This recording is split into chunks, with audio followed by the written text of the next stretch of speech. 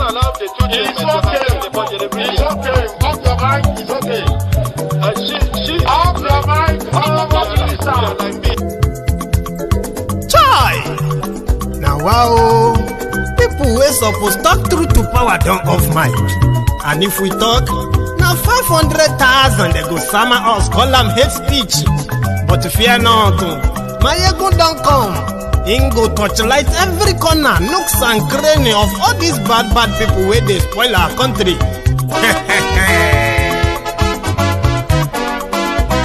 So my people make we laugh, oh, yo. My ego don't come, oh, yo. My people make we shout, oh, yo. My ego don't come, oh, yo. My ego don't come, man of the masses, oh, yo. My ego don't come, oh, yo. My ego diary politico, yo. My ego don't come, oh, yo. This one not the off in mind, oh, yo. My ego don't come, oh, yo. And in the touchlight every corner, oh, yo. My ego don't come, oh, yo. Okay, some people be they holla say they want the power. Chai, them be promise us say we go get light and power. Nah. Them hustle sote they can't get the power.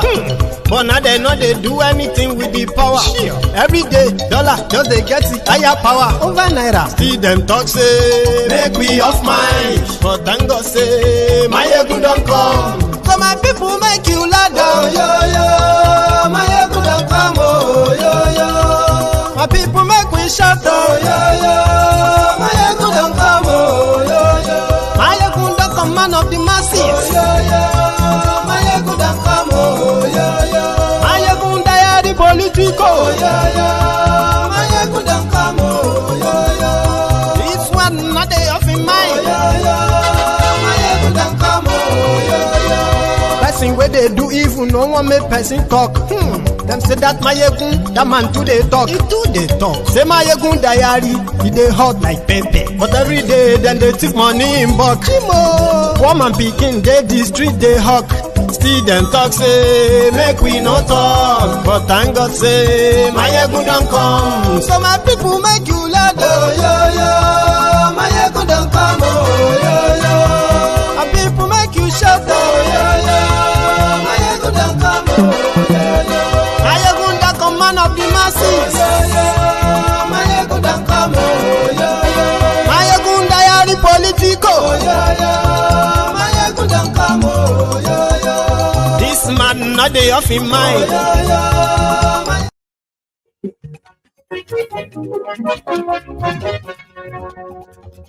Hello there. Mayegun la wa mo la mo dojo.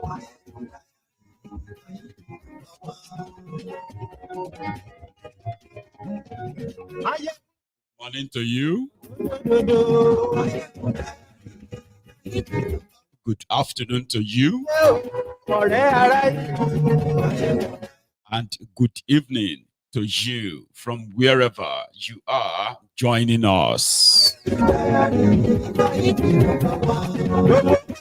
is brunch time with Mayegun live.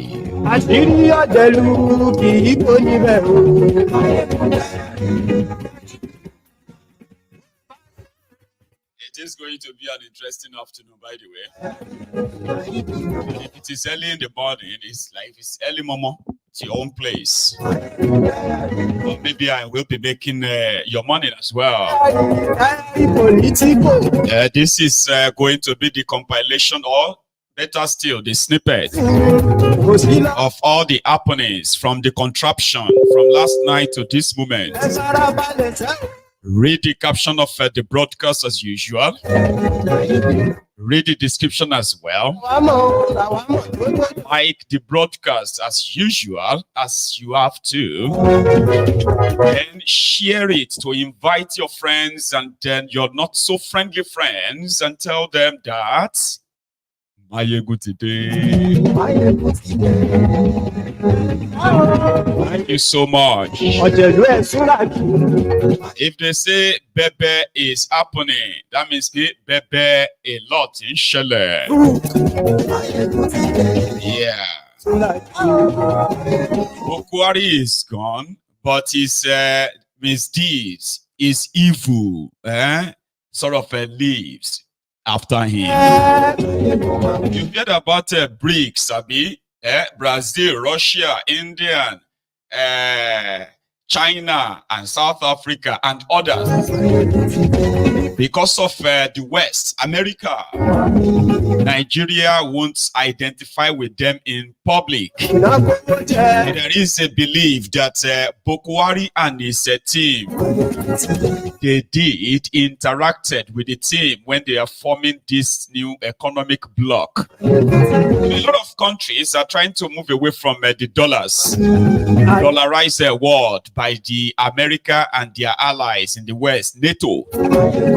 So because of this, Nigeria has supposed the very strong bloc in Africa, the giant of Africa, the lily-livered giant managed by miscreants and then a bunch of career criminals, the crippled giant. Today. So it's a long story, right? But trust me, I will break it down for you to understand. Okay? So good morning to you. Good afternoon to you. And good evening to you from wherever you are joining us. It is brunch time with Mayegun live. So, as the writer of this broadcast sort of indicates, we kind of made a discovery last night when the supposed economic summit of these powerful economies in the world that came together to form a new economic bloc away from the bogus United Nations, as well as insidious, America and their IMF, as well as their World Bank, that has continued to cripple the world, especially, the world of those they sometimes considered as their enemies, as it is. So they formed a new economic bloc called BRICS. You've been hearing about it. It's been a while, okay? And America has tried so long to ensure that, or scared so many countries away. But, I mean, it seems that a lot of them have retraced enough to now join, to now team up with Russia, China, Brazil, even South Africa. South Africa seems to be the one representing Africa as the giant of Africa as we speak, okay? So the idea is to move some of these economies out of the Americans' control, Americans' grip, American dollars, and all of that stuff, okay? So, but because some of these African countries as well, they are indebted to the West. When I said indebted to the West, I'm talking about the America as well as the European Union. So European Union, which actually shared Africa in the past, during the colonialism, and then the neo-colonialism that we have today, where you have African puppets called president or head of state in Africa, who are mostly happy to sell off their own country and their people to the West. So it's been sort of a tough, long journey, you would say. However, they finally launched it. And the idea was to make sure that still, let's move away from American dollars. Because what American does is just to print the paper, the dollars, all right, and then ship it to all countries where they have your own resources as, the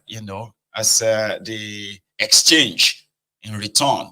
So they come for your crude oil, they come for your, your gold. America and their ally, the European Union, they will come for just every other, natural resources in your country.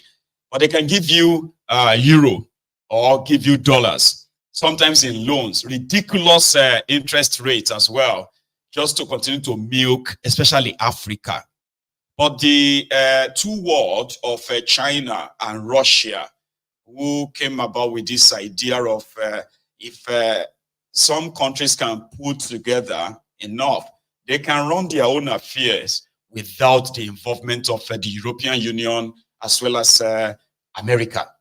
So it was supposed to be a chance where member countries who have access to cheap loans, okay, they will have access to proper development, not exploitation. You get that now? But because some of these African countries, I'm using Africa now because, yeah, that's where I'm from, okay? So African countries are indebted.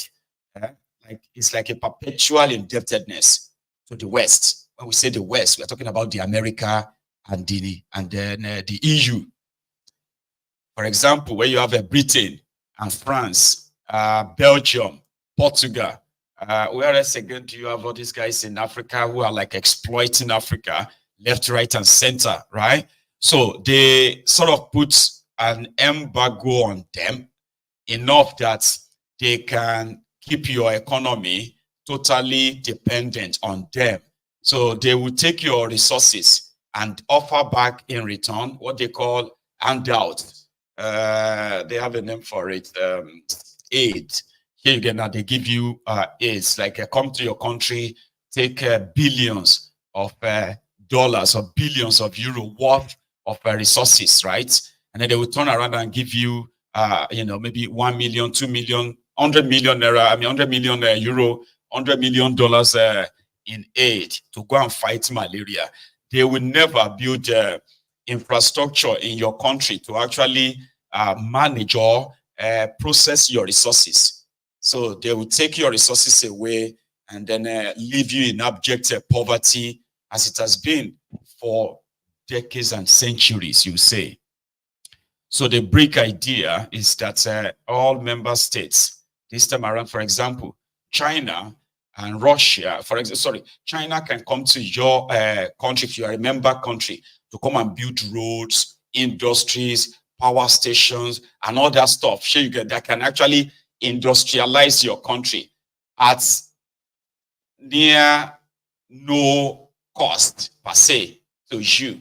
Sure, you get. So in the exchange of, okay, you give us this, we'll build that, we'll build this for you. That's, build the rail, the modern train system, modern rail system, improve the medical facilities, stuff that can actually really improve the lives of the member states. But Nigeria couldn't join because Nigeria is beholden to America and Britain as allies. So in the past, what Nigeria now did was to say, we will be non-committant member. We won't be full-time member of a BRIC. So we'll just be like, like observers. Here you get. So that America will not be upset. Britain will not be angry with us. And they won't say we betray them. And we are now friends with China, Russia. So they were just going to be like a non-allied members. You know what that means is that we are not members, but we are also like, not enemies. So we can approach you now and say, China, come to Nigeria now, come and do this and that. What do you want us to give you? That kind of arrangement. So that America will just be like, as an independent country, you can make a deal with any country you want, but you have to be careful so that you don't upset them. So we didn't know that despite the fact that Nigeria is not a member, Boko Haram and his gang, who became non-allied members, so to say, right? They really went far until yesterday when Putin flashed their mock currency, because they are going to have their own currency instead of dollars everywhere. These countries are going to stop using dollars in trading with themselves. So if you are a member now, for example, and you are trading with Russia, Russia is the world biggest producer or grower of wheat, and then I think a grain, so many other grains like that, right? So Russia is the world, so China too, so what happened then is that instead of dealing or trading in dollars, they will be trading in BRICS. I don't know the name they give to that currency yet, though, but I will call it a BRICS. Okay, this is what it looks like in its own reality. Okay, so before they went for South Africa, we heard that it was Nigeria they approached, and because Nigeria didn't want to get committed so that America will not be angry, so they stayed away.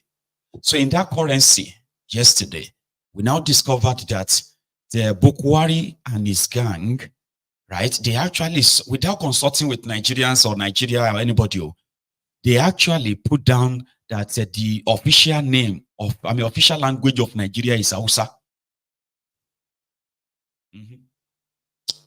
So at the back of that currency, it's sort of the names of countries and all that were printed in their official languages. You know that Nigerians' official language is English. So it was supposed to be Nigeria, but that depends on your representative in the past. Yes, in fact, it's been like 2 days now, right? They've had the biggest sort of assemblage of biggest economies in the world: China, Russia, Angola. I think I have a list. So they expected that Nigeria would normally send representatives. You get? But in this case, there is no any representative from Nigeria, not even the foreign affairs minister or the usual one, shitty man. Nobody represented Nigeria in that summit. Okay, and the official language of Nigeria was put down as Hausa.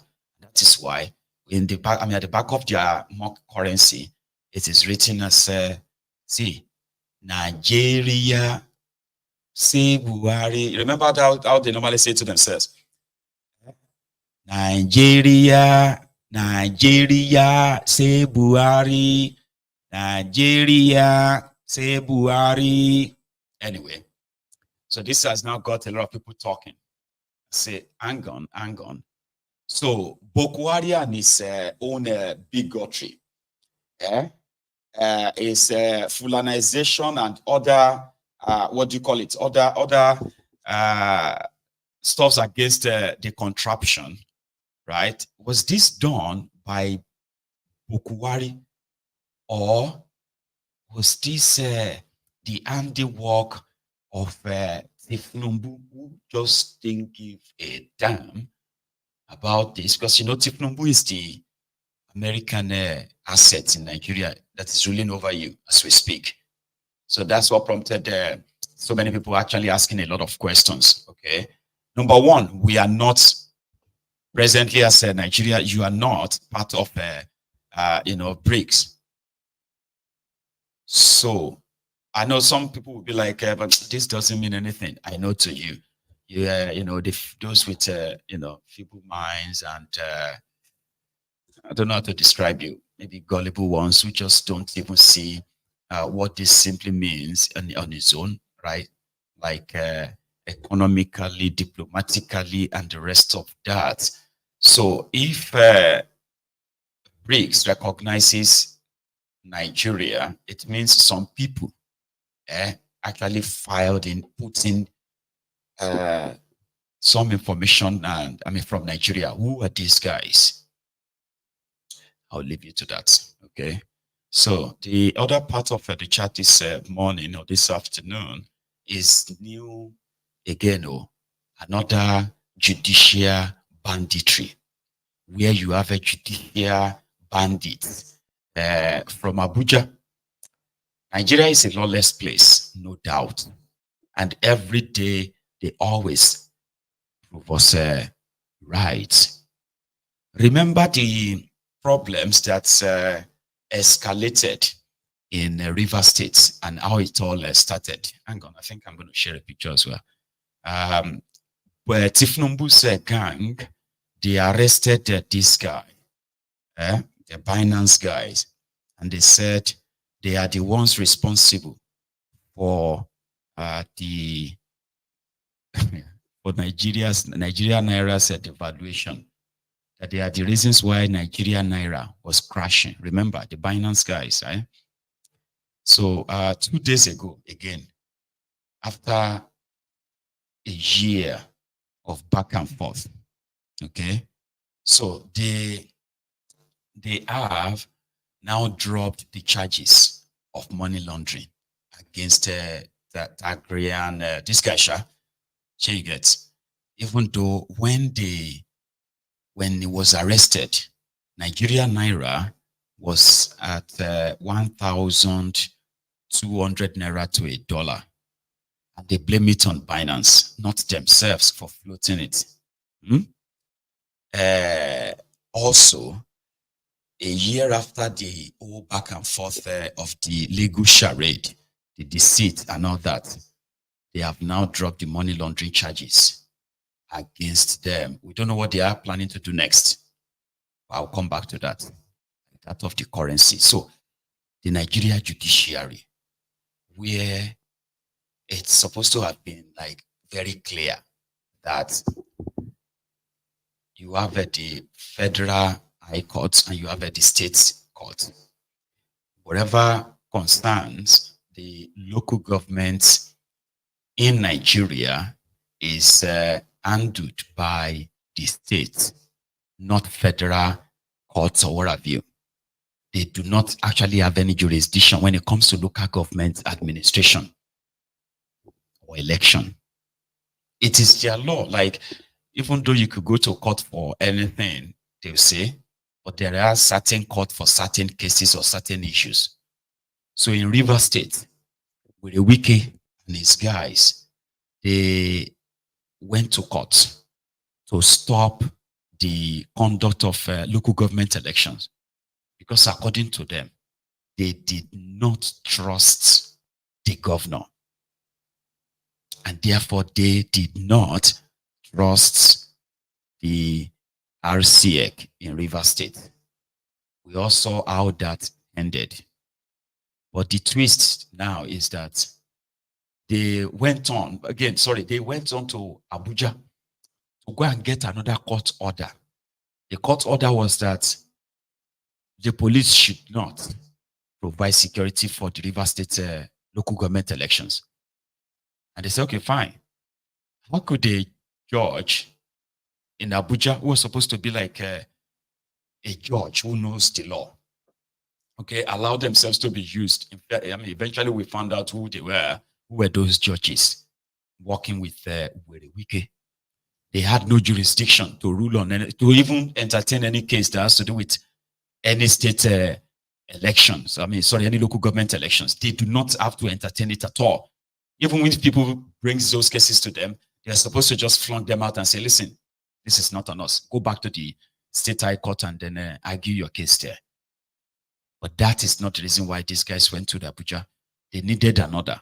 And there are judges, cash and carry judges in Abuja that can grant anything, create problems, okay? And they will stay in Abuja. You can go and deal with your problems yourself afterward.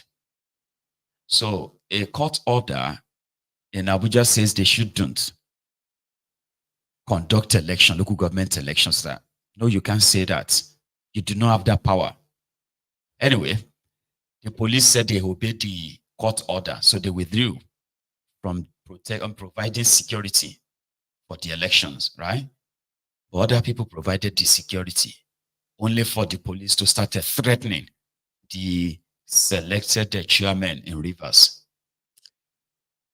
But today, the rest is history, you say. Abi, similar thing has happened now in Kano, but a little bit different.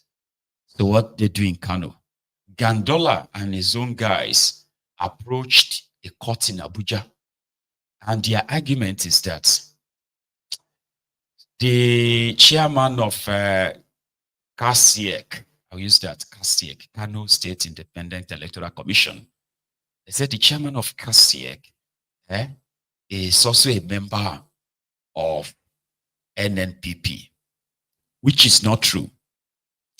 But yeah, they are going to work for the government in power. That's how they do it. In Nigeria, right, you can have a general election And out of 25 local government areas, or out of 40 local government areas, the person that they will declare winner may only win just about 22 and lose about 18 local government areas. But when it now comes to local government elections, right, the same party that lost 18 local governments will suddenly just win everything and all the councillorship, because it is not election, it is always selection. It's always been like that. Until APC now felt like, no, we can always change that. Except if we are the ones in power, if we are the ones, in government there. If we are not the ones in government, then we can always change that, and we can have a judge to change that. Listen, this is not me sort of giving a voice to the illegalities that everything Nigeria represents. But then, the more illegality, so this is the using a court that has no jurisdiction, courts that have no jurisdiction on the matter, because you can, right? Just to create the whole mess, right? So they said they have seen some of the members of the Kano State Independent Electoral Commission hobnobbed with NNPP guys. So they wanted the court to sack them. How can a court sack the appointed electoral officers? There is no, that doesn't even make any sense. But it did in the case of Gandollar. And they did this just 4 days to election. They are supposed to have their local government elections in 2 days' time, right? And with the new Supreme Court ruling, which says that any states that fail to conduct local government elections must not be paid their local government allowances. Yeah, allocation. They must not pay them local government allocation. So what Wike failed to achieve in Rivers, even let's say Gandollar is about to achieve it in Kano. Okay, so the appointment of who becomes the electoral officers or electoral board of a state is solely on the state governor. It's not even INEC that will choose them. It is the states that will choose them. And whichever political party in charge, they will put their own men there. So Gandollar and his gang succeeded in getting a court order that sacked all the electoral officers of Kano State 4 days to local government elections. So it's going to achieve two things. One, there will be no local government elections. Normally, this shouldn't stand though, but it is Nigeria anyway. So it simply means that if they don't conduct local government elections, Kano State won't have access to their own local government allocations. And the longer they don't have access to it, the better for APC, which couldn't win the state, despite the fact that Gandollar was their governor. In just last year, he was the governor of Kano. The Babari Gabo mobile banking CEO is their governor. So he couldn't rig the election to get his own Gawuna, his own Stuji to become governor. So they were defeated, okay, in that election, only for them to go to court to see if they could probably just reclaim it from court. So they lost. So what they are now doing right now is to see how they can help further cripple the states in their own way, so that the election next time can possibly be in their favor. So here is what they call the ruling from a court in Abuja. Like, why would a court in Abuja rule over local government matter in a state or in Kano or in Zamfara or in Ogun or anywhere?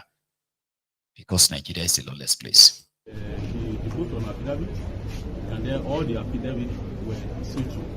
And then we equally put some documents to show the court or to prove one and above that why we have the right to come to court and then the court will approve. And all the people appointed, we have to show the court that they are members, category member of NNPP. Our court found that it was true. for clarification, this decision of the court means that all that the council has done has now become null and void, which include the selection of candidates. Yes, what council has done, or what the governor has done, not the council, is that is a nullity. You know, they want to appoint those people to constitute that council, and those people we now appointed. That is what I was saying earlier, that they are members of NNPP and in active politics, which is against the law. So if you do that as member of your party, there is no how you have a playing ground for everybody to conduct free and fair election, and which the law of the Supreme Court is saying that we should give a healthy ground to an national constitution. I mean, democracy. Democracy, that is why we have all this problem. There is no how they will appoint this kind of people alone that at the end of the day will serve the interest of the people. They would rather serve the interest of their party or serve the interest of their party. Thank you very much. Thank you. You get that?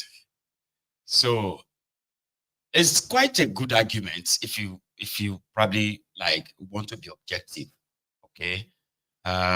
If it is true, when it comes to appointing electoral officers by the ruling party, they usually pick people who are loyal to them.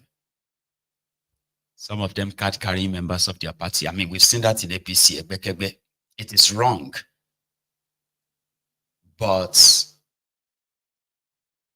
in Nigeria, that is abnormal, always somehow like normalized. So most of them always appoint people that will do their bidding. It's not going to be any elections. It's always going to be a selection. But the thing here is that that argument should have taken place in Kano. That court case should have happened in Kano, a Kano High Court. And if anybody is not happy with that, you go to the Kano Appeal Court in Kano. That's where the whole thing should have happened, not Abuja. But they know that the government in power in the state is like that of government in power at the national level. They control the judiciary because Nigeria judiciary is about cash and carry, the highest bidder. So that's why they went to Abuja.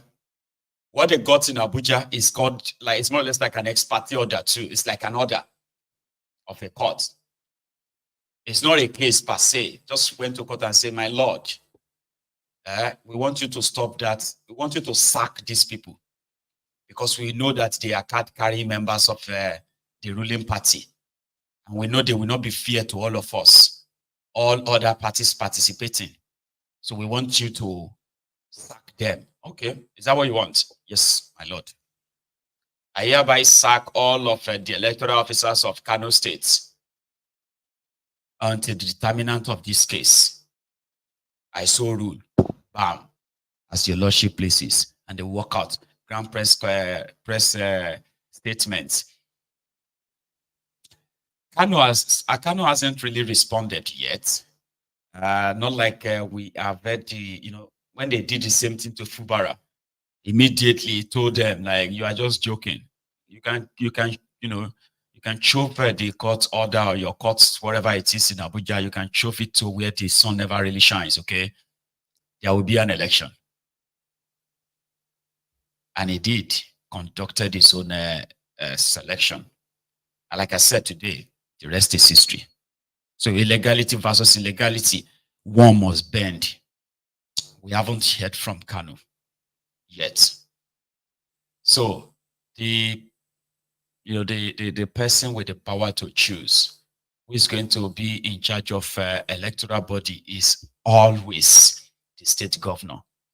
So maybe when they change the law that stops the states from appointing the electoral officers, maybe they will stop appointing people who are loyal to them and their party. In Kano State, it was almost last minute that El Rufai succeeded in rigging Obasani as governor, though the two of them no longer talk to themselves anyway, right? But when they conducted their own local government elections last week, Guess what? APC cleared everywhere. The same APC that struggled, like I'm talking about, they lost Kaduna presidential election, they lost Kaduna governorship election, but they succeeded in rigging that of governorship. Gandollar didn't. He tried to get it back from court. He couldn't. So why would any court sit somewhere and say, okay, I'm sacking you? Even if you sack them and they pretend to obey it, they are still the ones that will appoint who is going to be the electoral officers in their states. It is not going to be done by anybody. It is still going to be done by the same people, the same party in charge. So the purpose is not really to get credible people to conduct the election. The purpose is to stop the election outrightly, to make sure that they do not have that election, local government election. And if they don't have the local government elections right, then they can't have the local government allocation. Do you get it? Do you get the politics there? Buba Galadima is not happy. He's not happy with the judiciary too. The image of the judiciary has been painted in black light. And when the ordinary man loses hope in the judiciary, it means only chaos that can prevail. And when certain stratas of government or certain individuals decide to disobey court rules, then we are going into anarchy. Please, I'm saying this with all sense of responsibility, that the judiciary should sit up. By their oath of office, they are supposed to be neutral. They are supposed to give justice without fear or favor, even to their enemies and their parents and children alike. But what is happening in Nigeria is that the judiciary is no more the last hope of the common man, but it is the last hope of the strongest man, or the person with the deepest pocket. This is most unfortunate. Most unfortunate. I think something should be done very, very quickly to prop the image of the judiciary. That is one.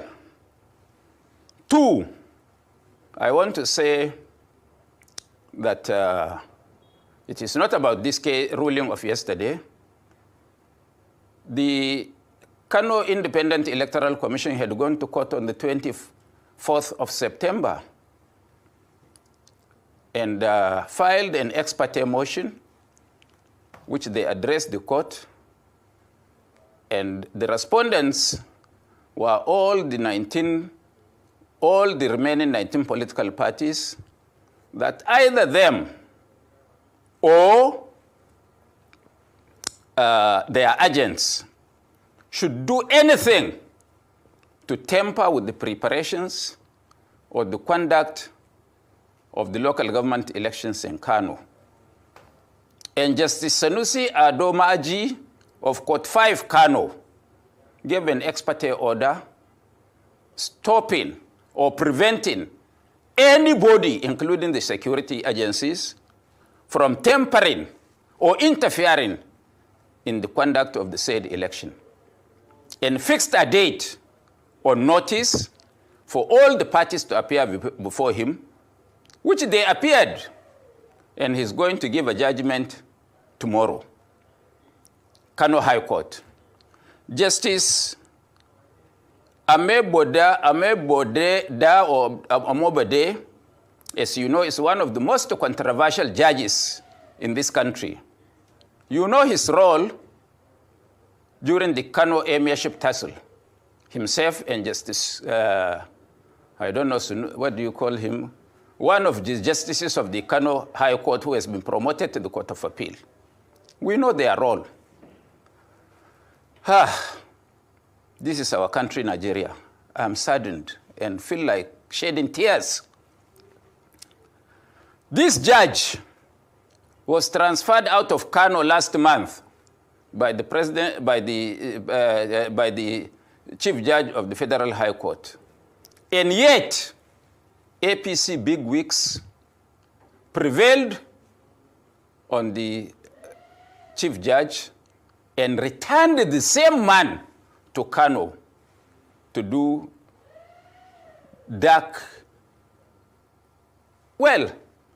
to do what they want. He is now again back to Kano, and this is his first controversial appearance. Well, thank Tope you. and Bolale, I want to tell you that just calm down, please. This is a very serious issue, please. Our country is going the drains. We may have to run helter-skelter very soon. During General Gowon's 90 days anniversary,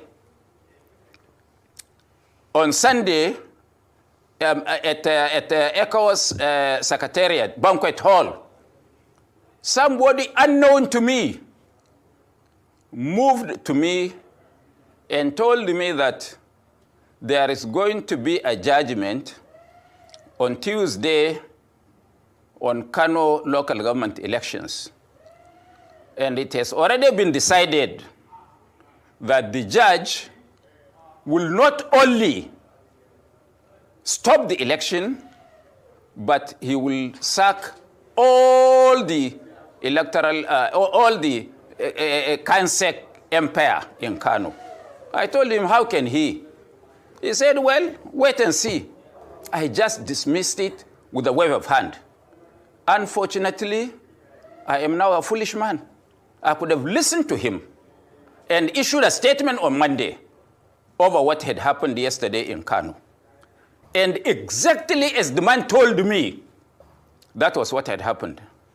The details of the case before the judge was that the APC, which was stopped by a ruling of the Kano High Court, which has the exclusive jurisdiction on state laws, preventing any registered political party from interfering in the conduct of that election, has now been breached by the same judge as he did in the Kano Emirship. The image of the judiciary. It is called judicial banditry. Judicial bandits. They tell you to go to court, go to court. Just ask them which court. Nigeria court to Fiakwa. Order from above say, if you are not comfortable with it, go to court. Which court again should I go to? I don't know. So a court ruled that it sacked all the electoral officers, the entire umpire. And to Buba Galadima, that's the first. And that's the first one. I've never seen anything like this. So, and I remember that somebody once said that if you continue to entertain something like this, what you are going to get in return in that contraption is that somebody will just go to that same your court to go and get an injunction that will say, oh, have you do that one? No. Maybe we should try that one. Just go to their court and say, you know what? No more elections in Nigeria. There will likely be a judge that can give that kind of judgment to. Instead of us just saying it to ourselves that no more elections, no more elections. We just approach one of their court judges there and say, Honorable sir, I need an expertise order. For what? I want you to rule that there should be no election again in Nigeria. Is that what you want? Yes, my lord. Give my lord 3 Gouda. My lord Kilemamu, what do you drink? I know any Kenny. Okay. Give my lord 1 crate of any kings. Sir, tomorrow, just say, no more elections in Nigeria. You don't know, they will rule it. Yeah, maybe we should even try that one. Since everybody just try to get food again and again with a charade called election, they won't listen. So maybe we should try that. The African Wahala, what do you think? I'm just saying. Because it is about, they say, no be the person we first call police. No be them they win. No. Sometimes, first thing we first call the police, no be them they win. So we can actually go on there and get an injunction against anybody. They will rule it for you. You just need to probably pay the right price. I just don't know how much that will cost. But somebody said it. You wake up one day, you just hear that a court judge just ruled that no election is also place, and that's it. Before now go say you won't go collect another judge, another something somewhere, the whole castle don't bust already. That is what Nigeria is. But let's leave them in Kano with their trouble. Still in court case. There is a judge who just recently threatened that all this disobedience to court orders should stop, especially when it comes to that of Mazi Nnamdi Kanu. You see, the courts ruled severally, okay, that Nnamdi Kanu should be allowed to have access, okay, to his prayer materials, to have access to his doctors, to have access to his guests in private, to have access to his counsel, talking about his lawyers. But do you know that the reason why Mazi Nnamdi Kanu is saying that he's not going to put up any defense against any bogus charges against him is because whenever his lawyers visit him, right? Whenever his lawyers have visited, right? And then there's something called the lawyer-client privacy, confidential, and then briefing. So you tell your lawyers, you meet with them, you will discuss whatever it is, the charges or the case, and then you will do, they will brief you, then you will now kind of give them a briefing as well. So your lawyers would jot down something that they are going to go and develop in your interest in court. But they said that every time that Nnamdi Kanu's lawyers visited, and they have this stuff jotted down to go and develop in their chamber as part of their case and defense and all that, the DSS will collect it from them. Not only that, DSS turn on the camera to monitor their conversation and record their conversations. They always collect any material that the lawyer might be working out with. So this has been the case for more than 2 years now. So, and they've complained repeatedly to a judge. So a judge now threatened that he was going to jail the DSS director, anyway, if they don't stop that behavior. That somebody who is in your custody, they still have the right to speak to their lawyers. Yeah? This is like unbelievable. Well, this was last week. This week, one of the lawyers that usually visit Mazi Nnamdi Kanu in the DSS detention was prevented from seeing him by the DSS. So which means DSS they don't give a damn about any judge or any court or whatever. To them, Nnamdi Kanu is a cash cow. Do you know that it costs Nigeria 500, it's ridiculous. So it costs Nigeria 500 million naira every time they have to bring Nnamdi Kanu from their detention, from their own place to the court and return him back to their detention. Because Nnamdi Kanu is the most expensive detainee of the Nigeria DSS. Someone has been probably making a kill so much money for keeping Nnamdi Kanu. Apart from those who are interested in just keeping him as a trophy, within the DSS itself, is their cash cow, the most expensive detainee. They prevented his lawyer from seeing him, which is in itself illegal. But today, being Monday, 23rd, being Wednesday, 23rd day of October, we went to see him. The last one went there. The last one went there. They allowed us inside at the receptionist and asked us to park outside. But today, they outrightly rejected us from coming inside. They mounted their people at the gate, and the instruction is that none of Nnamdi Kanu's lawyer should be allowed to come inside. So not even to see him. So the reason for that, I don't know. I don't know whether Nnamdi Kanu is still alive. I don't know whether he's still with them. I don't know where they have taken him to. Tomorrow, being 24th day of September, will make it complete 1 month. Because I saw him last. Tomorrow, being 24th day of October, will make it 1 month. Because I saw him last on September 24th. Since that, when he came to court last, since that time up to now, no communication whatsoever. This is the document I want to come and show him in respect of preparing his documents, the things that we feel that we can file in court. But now they did not allow us access. Nnamdi Kanu is the only person now, as we speak now, that is facing a criminal trial without a lawyer. In fact, I'm going to actually put up a longer video because it's more kind of detailed. This one is just a short one, so I'm going to put a longer one, okay? But while I will come back to that, okay? So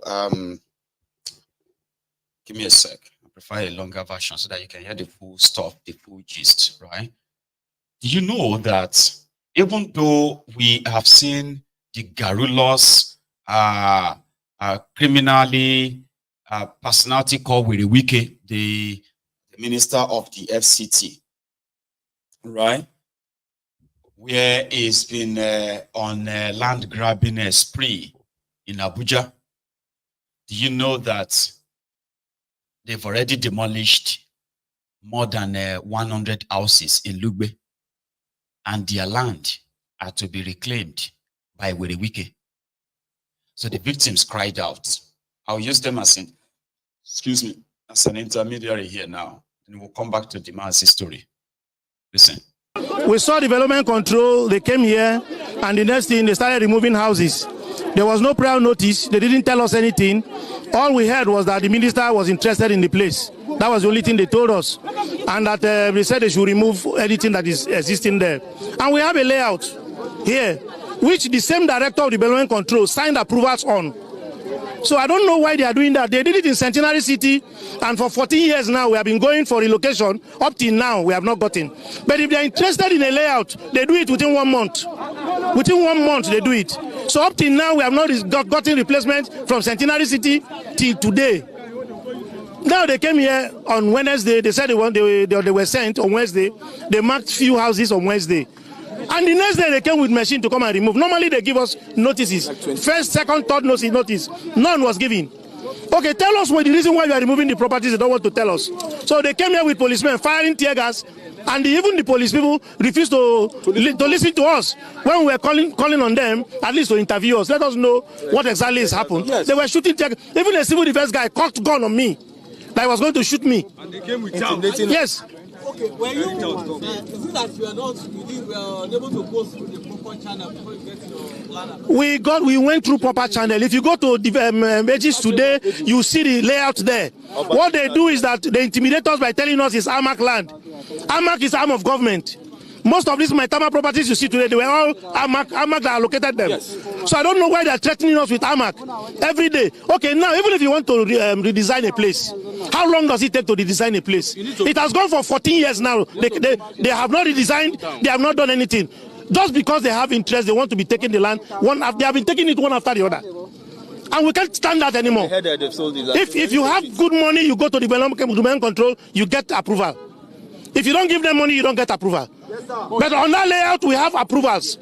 And some of them, the same director that is talking, has buildings in all these estates. Yes. If you don't give him a house, he will not give you approval. Yes. I am saying it. Yes, I have my own estate inside. And most of our clients that they demolish their property, some of them, they're currently in the hospital. What they are doing to us is not fair.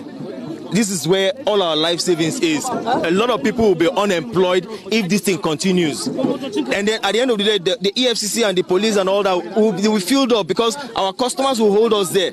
And we had this paper all signed, duly signed by the government, and yet they are still punishing us. They didn't even follow the normal process. If you mark a place, you must give us ample time to come and defend ourselves. But how will you mark a place the next day you are destroying the place without giving us time of audience? It is wrong. They're just intimidating us here. They've been shooting into the air, tear gas on civilians like us who are working with our sweat. We did not notify them before we start working. Well, we are here since 2020, and your people knows about it. We pay you for approval. We did everything we need to do. We have a layout. He said what they want to do is I should just go through the minister. I said, what minister care? What does minister have to do with this? What we need is you serve us notice. We know why you are doing this. We were not served. They just came, start bringing down the building. Today, the other day, was it Friday? They came back again. They now mark. So that very day, it was that very day they started. They start marking. That was when we now heard that even the former director was sacked. I've come in order to just remove this layout and replace it with the new one. They just replaced the director with this new woman. The third day they replaced her was when they started this removal of building. People are already living here. People are already staying here. They are already homeless. We don't know. For now, how many houses are affected? In my estate alone, it's 34 houses. What demolished? Demolished. Yes. Now. From Friday to? No, just for a day work. That is for Thursday. On Thursday alone. They started there. And you can see, please give way. You can see. That is the place. You can see houses. Those places there. Small to compare. Compared to what? That is where they started. When they now came with chopper, even when people were kidnapped, they didn't even use chopper. But they came to our site with chopper. Imagine. This bridge that they want to force themselves to pass through, we did it. Not government. We are the one that is even trying to allow our citizens to have house, to have roof all over their head. How many ministers are giving people house? They only come to just do land. We are doing land ministers. Only allocate to their loved ones or to their friends, their family, relatives. This is what they are doing. We saw development. We're a weekend in Abuja. This is the reward for the Abuja people when they rejected thiefnubu, APC, Ebekebe.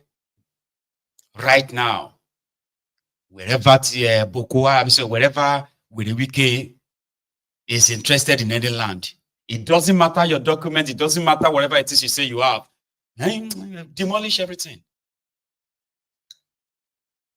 All he has to tell the media is that you are criminals. All of you are just taking over land. You are just blah, blah, blah. You get, well, yes, sir, we have documents. We have documents. Which document? Which document? Which document is that? Are you the only person that is? Do you think you are the only one that is taking something? Do you think you are the only one that is? Demolish everything. I don't want to see any document.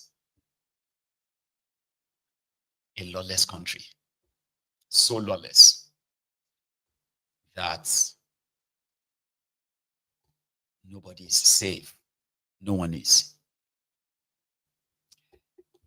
Most of these guys are estate developers who bought land, resold them, and they are building estates. People are buying them, and like some of the owners of the houses they are demolishing, these are people who got all of the paperwork and everything, all legal.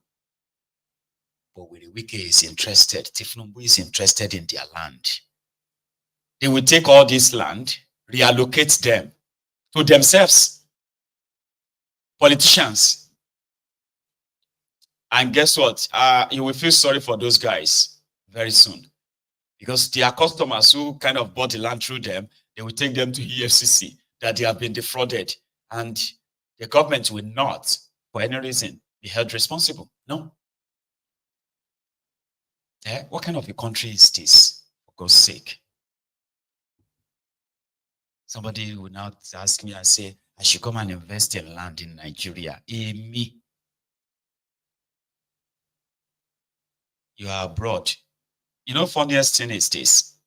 It's not funny. Saddest thing is that those who are there in Nigeria physically, who are facing this, right? they are those who have their reality check straight up. There are so many people abroad whose entire savings have been invested in buying lands, building houses in Nigeria.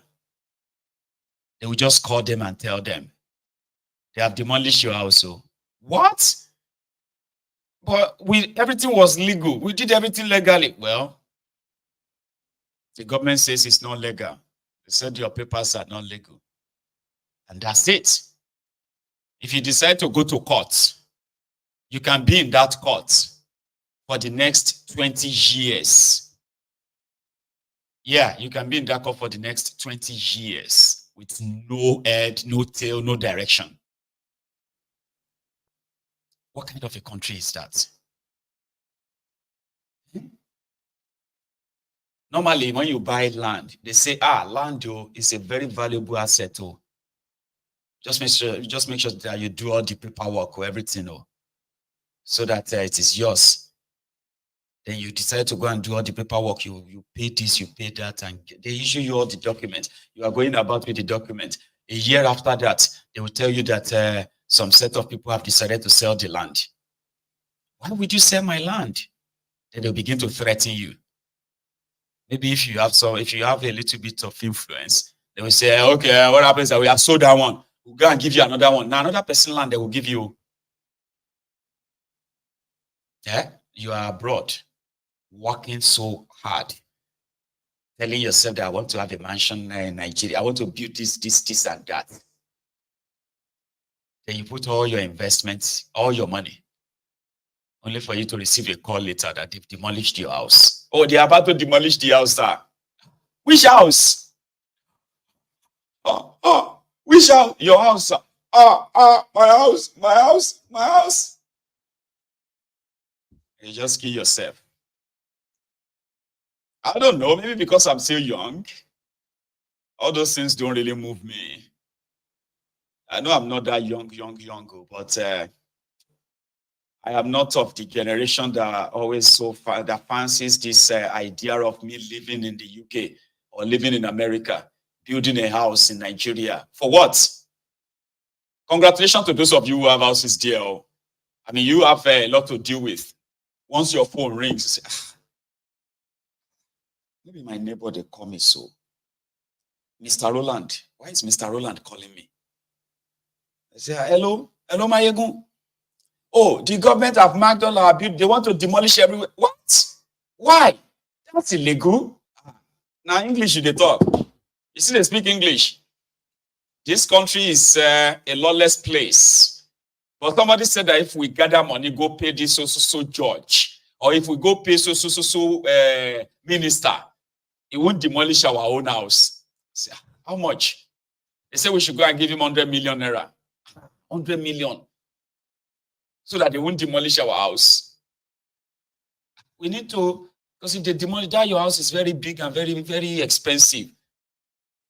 That is what Nigeria is to me. So somebody like me, I'm like, nah. I keep people when they tell me say they go remove my mama's tomb. I bought land. You know my story now. I bought land in Odogbolu.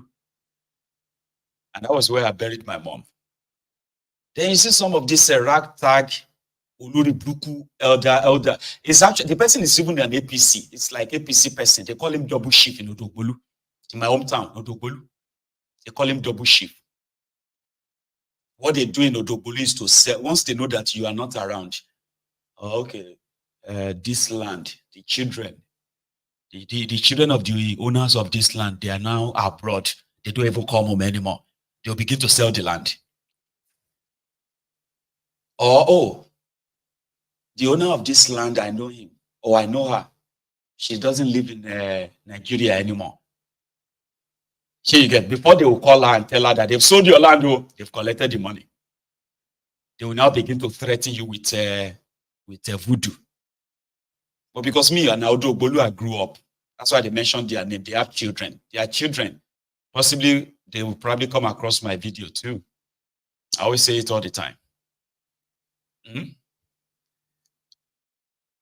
Go and do your worst. That's what they said. They said that I told the whole world that they took my land in Odogbolu. I said, but if you collect my land, and you sell my land, somebody decided to build on my land, no wahala. My own advice be say, make una no finish the money. And if you can tell your children where you are keeping the money, it will be very good though. Because if you sell, you know, they are threatening me to exhume my money. They said that they will just build, you know, we just build a fence. You know, say I buried my mom here, and the plot of land is 2 plots of land is there, right? They were telling me that they are just going to mount fence like this. My mama buried her day here. They will just mount fence like this and continue. So the barrier, the tomb will just be somewhere here. Older people, they were older than my mom. These are old men in their maybe late 70s, like 80. Old men. So then you see, that's what they do in Nigeria. Right? They will threaten you. Say, we will kill you. We'll kill you if you don't. And then you know that in Nigeria as well, people don't want you to die young. I will feel money no. Feel for money no. Kila mu waye kila mu lo money bi mu lo yin feel fun kofo. Èmi la isi abesu pinle. Ogun pa yin dànù. Ẹ lọ ti bẹ̀rẹ̀ ke lo tale mo. Ke lo tale yen. Go and sell my land and see what will happen. They did me one, they did me one dirty. They were so angry that I was so confrontational. I didn't even fear them. They were so angry. Right? So I bought a new land next to it. I want to build a guest house there. I want to build a guest house so that, you know, if I come Nigeria, we'll go just do for IG for the place. I know they live for Nigeria, so why do I need a house in Nigeria? I don't have any plan of living in Nigeria for the next 30 years of my life. There's no chance. I don't care because my children won't even need it. Some of them won't even grow up in Nigeria anyway. So what's the point? So if I decided that, okay, I don't turn maybe 80, I've been at 70 something. What I want to take house do for the place self. This is me, not you. Don't mind me. I'm just saying my own. I'm not discouraging you. But I cannot live my life with such a worry. The worry of some miscreants in a lawless place will decide to just come after you, and then you have to kind of pay some other people, bribe this other person, do all this talk about they want to take your land, they want to take your house. Like, I can't deal with that. So if people who are supposed to be in government to do normal are using their position to look at these guys now. Look at them. Did you see their faces? Look at their faces again. See, I'll play the video again. Look at their faces. Look at the stress. Why would I want to be so stressed like this? Because I want build house for Nigeria. I understand that they live there. Here you get, but I'm talking to some of you who don't even live there. In Odogbolu, they said they will come out my mama's bones. I said that would be the last thing. I bought another one about 1.5 million naira land, right, next to the one I got before, right? So I was going to build a guest house there. These old men who were supposed to be my grandfather. I know the two of them. One is called Keke in Ekosa. Another one is called Double Chief in Igbepa, Odogbolu. Old men, which I knew there, were like this arrow, but this baby were born into their hands. These were old men.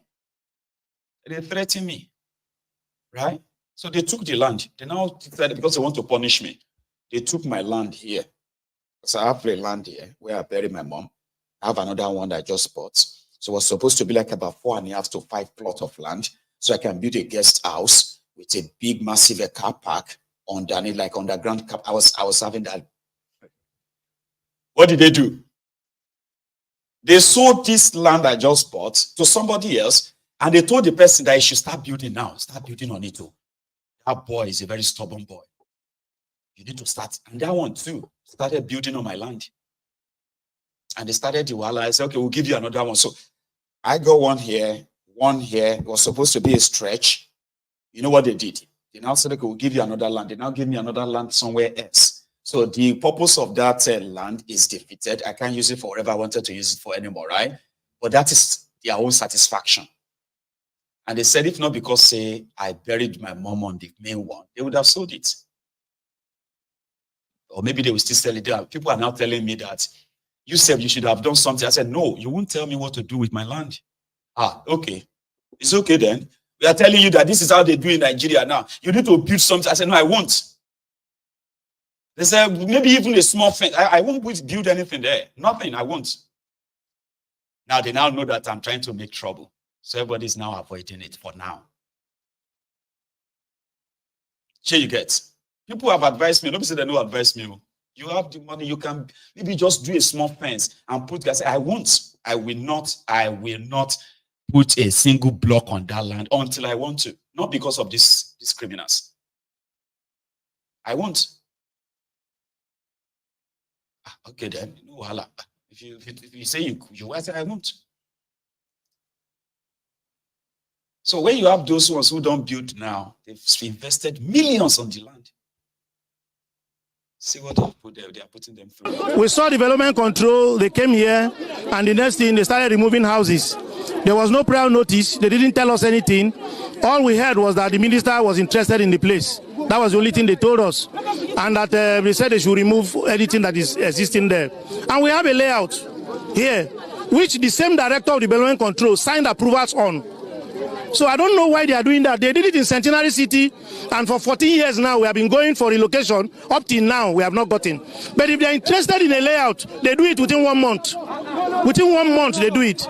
So up till now, we have not gotten replacement from Centenary City till today.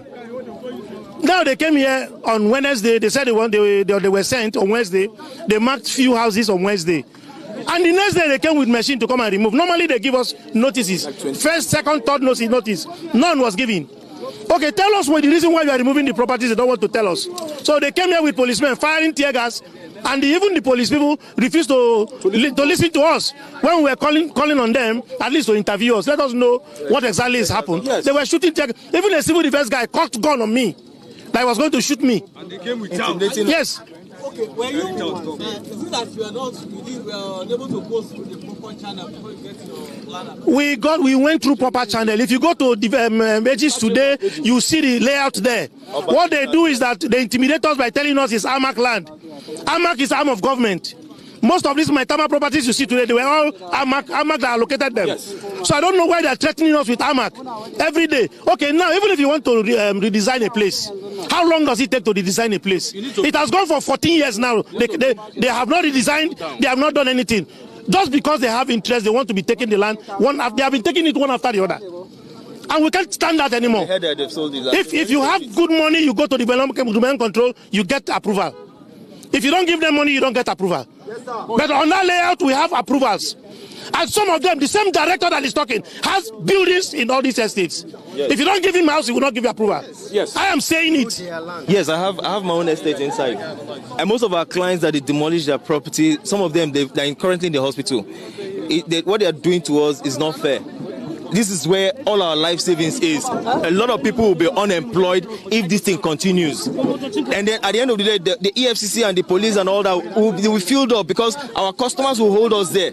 And we had this paper all signed, duly signed by the government, and yet they are still punishing us. They didn't even follow the normal process. If you mark a place, you must give us ample time to come and defend ourselves. But how will you mark a place the next day you are destroying the place without giving us time of audience?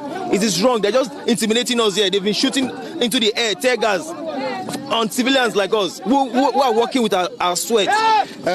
We did not notify them before we start working here. Well, we are here since 2020, and your people knows about it. We pay you for approval. We did everything we need to do. We have a layout. He said what they want to do is I should just go through the minister. I said, what minister care?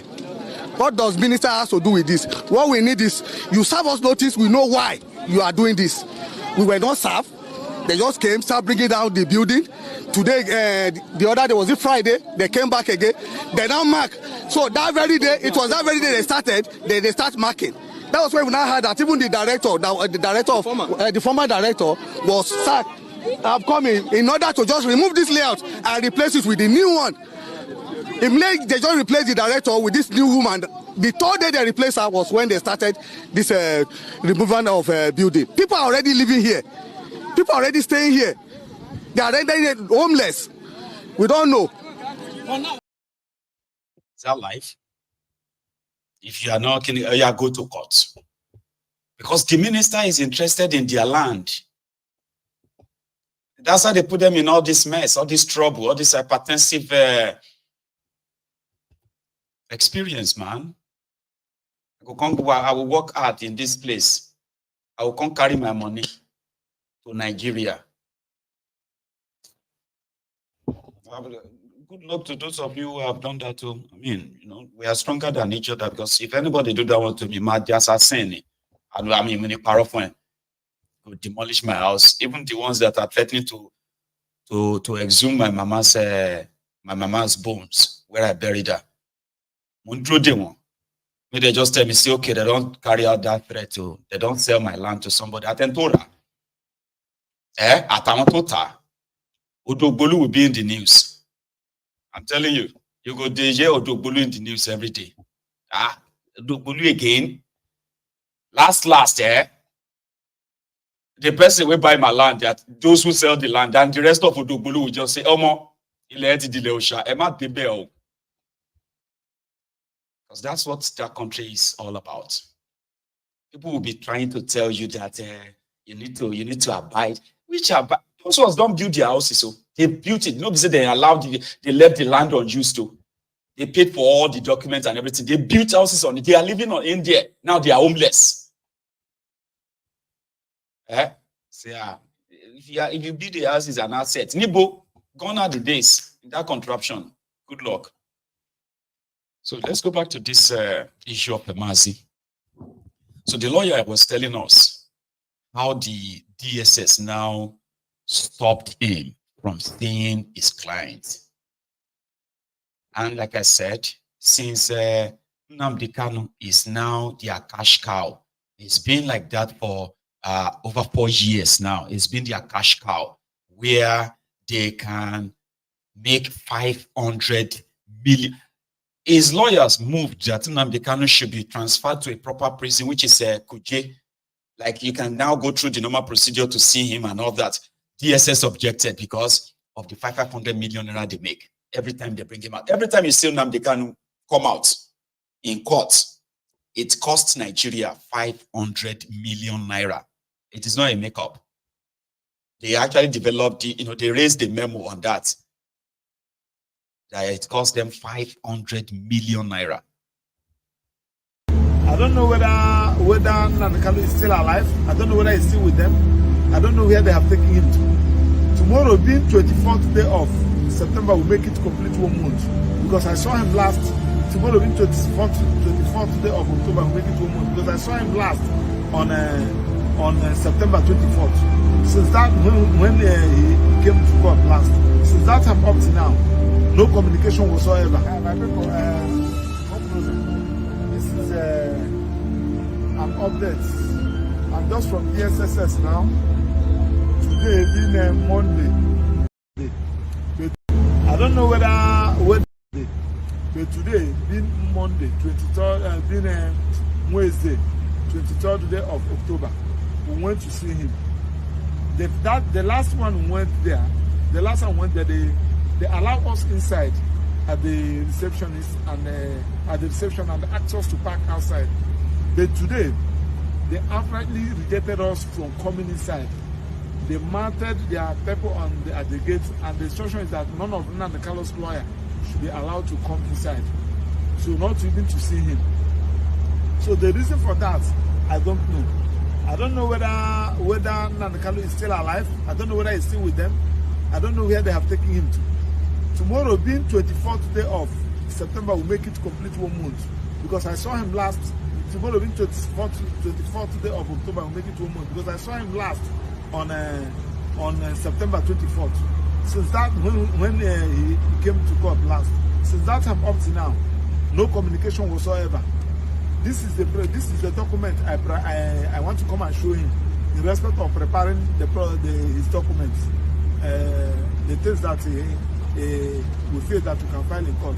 But now they did not allow us access. Nnamdi Kanu is the only person now, as we speak now, that is facing a criminal trial without a lawyer.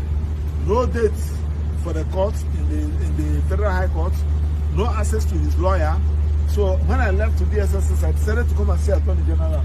This is Minister of Justice. I'm making this video from the Minister of Justice. But I was unable to see the Minister for Justice because I don't see why we should have this building here that called the Minister of Justice. If we should have this building here and we have Minister for Justice, and this injustice is happening in a country, it means that we're in Banana Republic. So, and the actions that we should not be coming. That's what the DSS has got to, that we should not be coming. That we are not going to see Nnamdi Kanu again. I either said that's what the DSS. I said for what? So that is the position for now. I will continue to update you. We have commenced content proceedings against the new director of DSS. So let's see how it will go. Thank you. Continue to update you. Contempt of courts.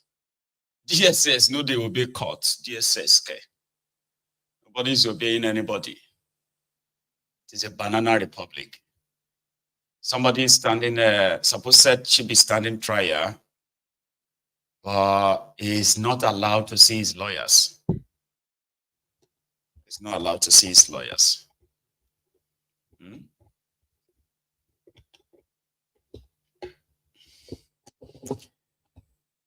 It's unfortunate, isn't it?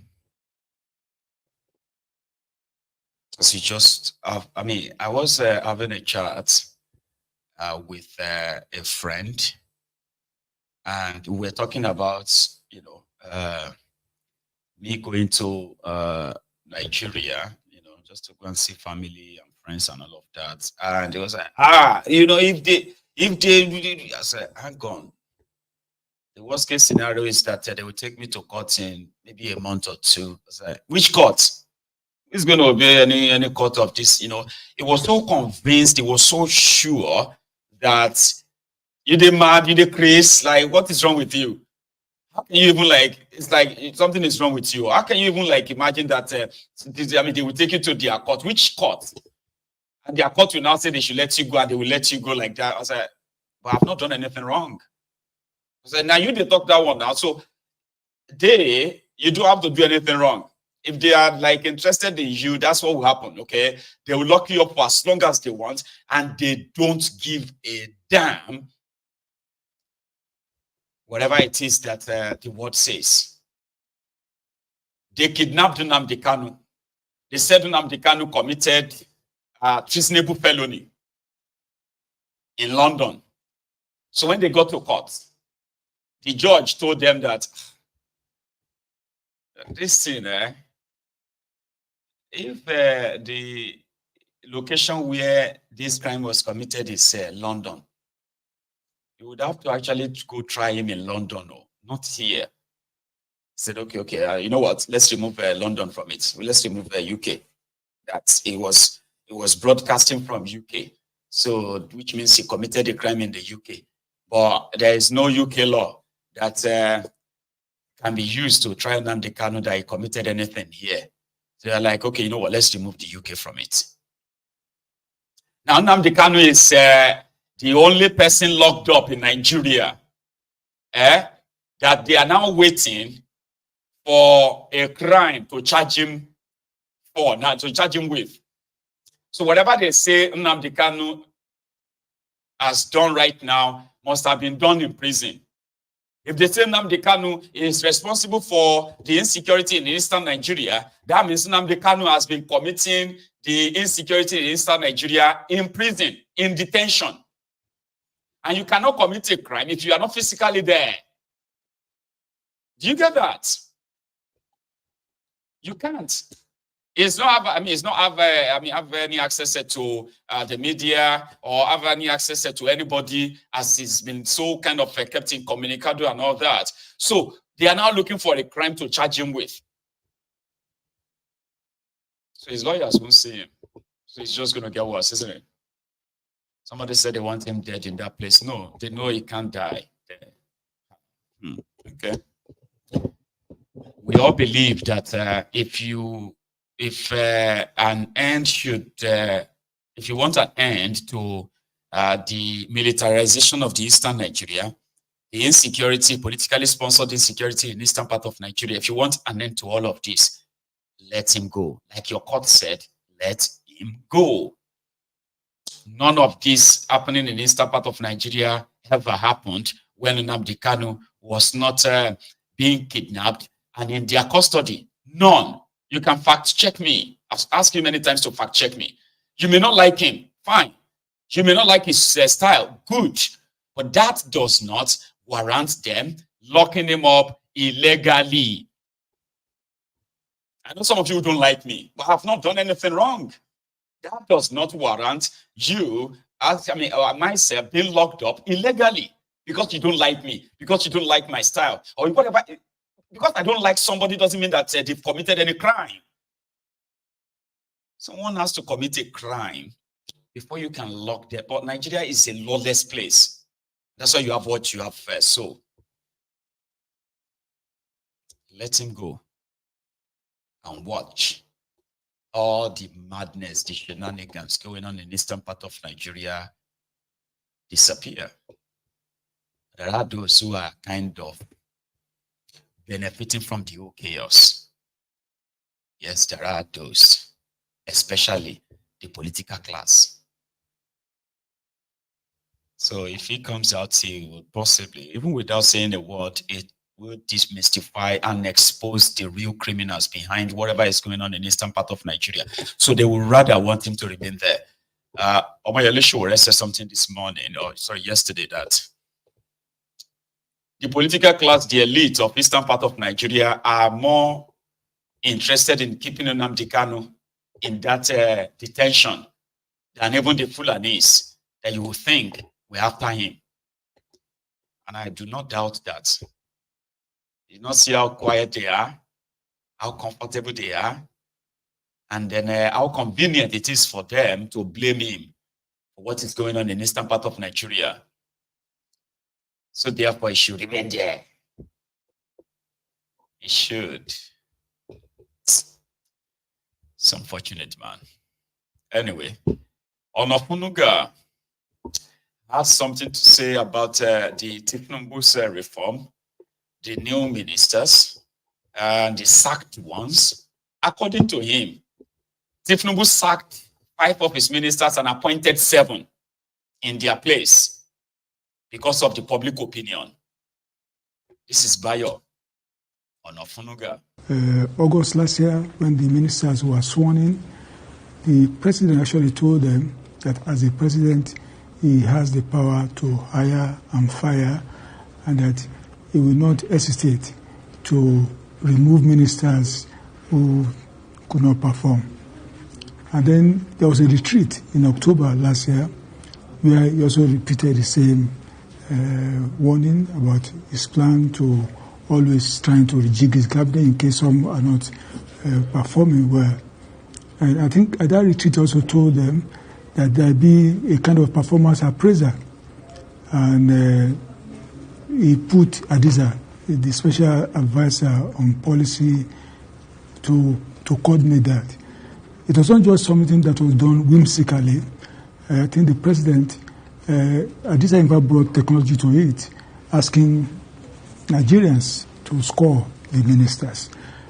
So this was done.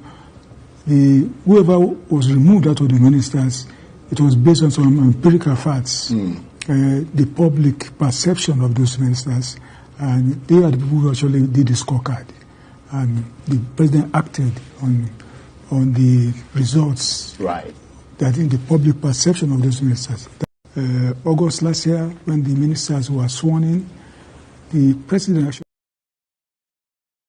Onafunnuga, that is a 70-year-old special advisor to thiefnubu on Facebook, Twitter, and Instagram matter.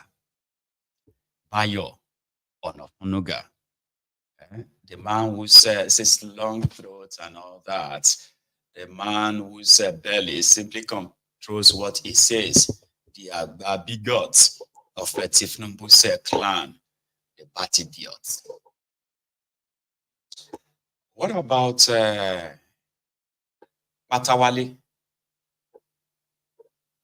How come he's still the minister despite the empirical evidence of his involvement in one, looting a state as a thief, and then sponsoring terrorists according to his own successor? Onafunnuga said there is no evidence. As far as I know, most of those things are just mere allegations. Yeah, but allegations would need to be investigated, wouldn't they? In fact, I think in one of them, I got something like that. I sent to them and I said, have you heard about this? And they said, no, we have probed a lot of those things that they are not correct, they are not true. People are just bringing out all kinds of fake things, allegations about someone. And that's why the man is there. Even the president, I'm sure, has had so many stories about him. For him to be there shows that, as I said, some of those things have been probed, they are found not to be true. But he remained on the job whilst the investigation was taking place, because, as I'm sure you know, the NSA office has already investigated some of those allegations. They are found to be. Yeah, but I mean, you're the president's sort of man on, the publicity and all the rest of it. I mean, you know the importance of optics. No, those allegations against Matawale, as I said, they are not true. They are mere fabrications. They are mere allegations, and they have been proven to be untrue. Right, so the governor is just making up stories, is he? As far as I know,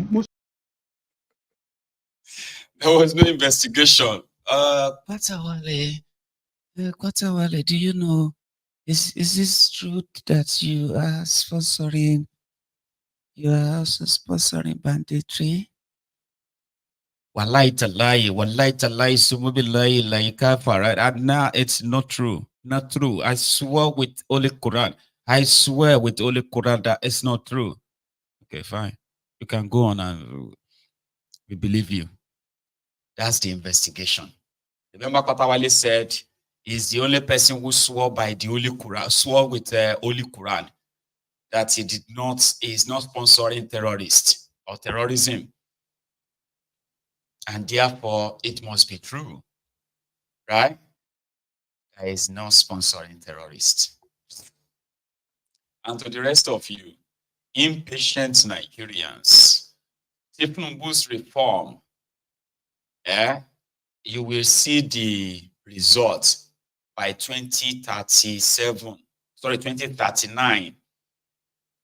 For now, you may not understand it because you are impatient, according to this old man. My own assessment is this. I think our people have generally been very impatient to see through the reforms that government is trying to do.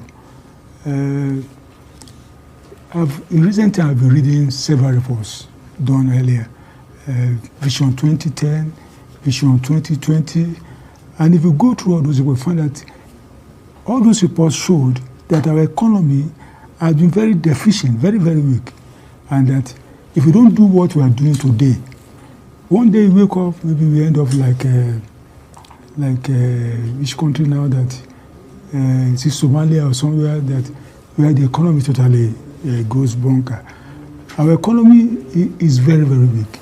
And what government is doing today by doing those reforms, government is trying to create opportunities for us to really be a productive economy.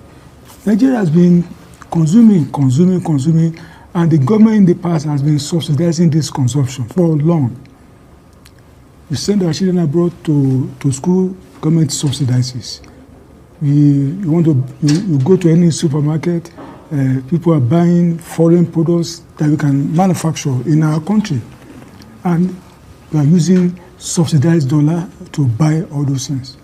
I go and say, no, let this thing be driven by the market so that people can begin to think that instead of, okay, let me give you an example. Maize, which they used to do some beverage or something, in our local way, we produce pap from the same maize. But somebody will go and do conflicts or something, the same mess that they used to do it. But this thing can be done in Nigeria. You can produce it locally. You don't need to import it. So what government is trying to do is look, fellow Nigerians, think. Let's sit down and really make this economy a producer economy. Let's things that we can eat. Let's produce it locally, and let's even add value. And some businessmen, they are beginning entrepreneurs. They're already taking advantage of the reforms that if our naira is as it is now, people, even the World Bank said it, that if we have a weak naira, it's an opportunity for us to grow our export. For people who really want to do business, to sit down to say, instead of importing shoes, why can't we produce shoes here? Cheaper shoes that we can export abroad. A lot of things can be done locally. And that's would you be prepared to wear those shoes? Would the president wear those shoes? Even as we are talking today, there are many Nigerian entrepreneurs who are already doing that, who are producing locally. I bought some couple of shoes made in Nigeria, and they are good. Well, I wonder why all of you aren't driving made in Nigeria cars. Well, I think gradually, you know, when you say made in Nigerian cars, or even any car you bring from abroad, they are assembled there. We have cars being assembled in Nigeria now, including even electric vehicle cars being assembled in Nigeria. So, and some Nigerians are buying them anyway. Yeah, but a brand that is associated with Nigeria is innocent, for example. Why aren't all of you? I mean, I wonder why you're not going. I mean, because you say that you want Nigerians to buy Nigerian, you want to promote that. But I mean, you're not going to see the German chancellor driving anything but a German car. You're not going to see the American president driving anything but an American car. No, I think what I want to say about that is that this is still work in progress. I think with the philosophy of government, with the vision of the president, we will soon be embracing all those made in Nigerian products. The president has been saying it. Well, I mean, it's Nigeria. A way of demonstrably showing. I mean, putting your practice where your mouth is. We are going to get Nuisance Lele. I love Charles there, but I love that question. You see, when you want to challenge the hypocrites, all right, you let them talk from what they are saying. You can ask them questions, and then you watch them stutter.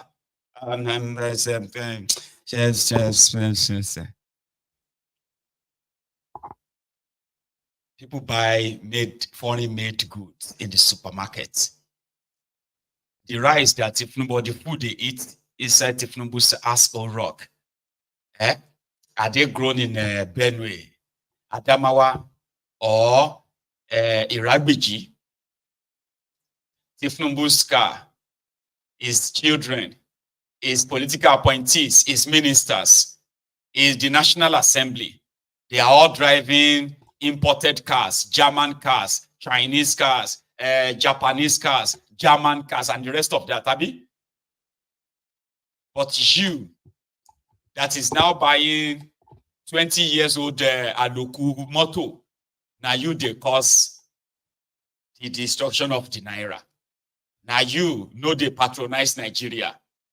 Meanwhile, a brand new car made in Nigeria, there 90% or 99% of Nigerians cannot afford any brand new cars made in Nigeria. With the destroyed economy, with the hyperinflation and all of that you are battling with today, some of you cannot even buy a Aloku, 20 years old Aloku car, 2010 car, 2005 cars now. Because of these guys. But it's all talk and talk and talk. So you should be patient with thiefnubu.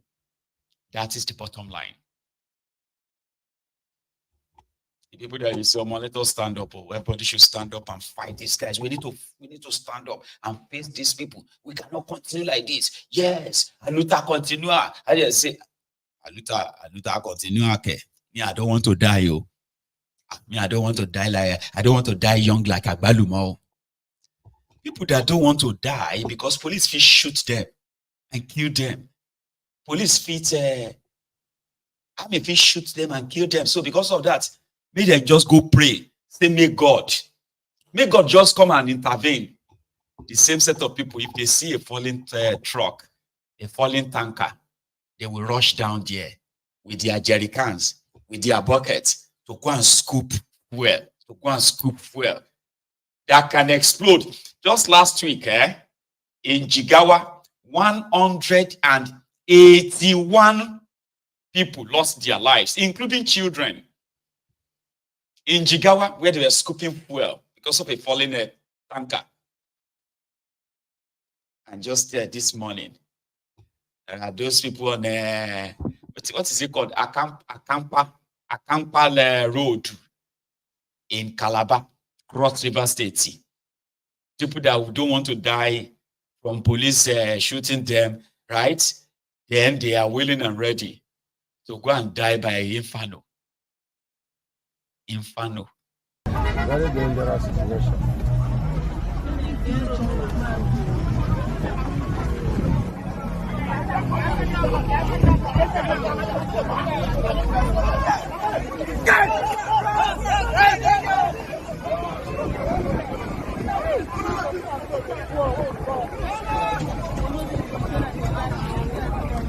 We cannot get back. Make una take time, fire. Make una come on. I dey tell you, I dey even give you.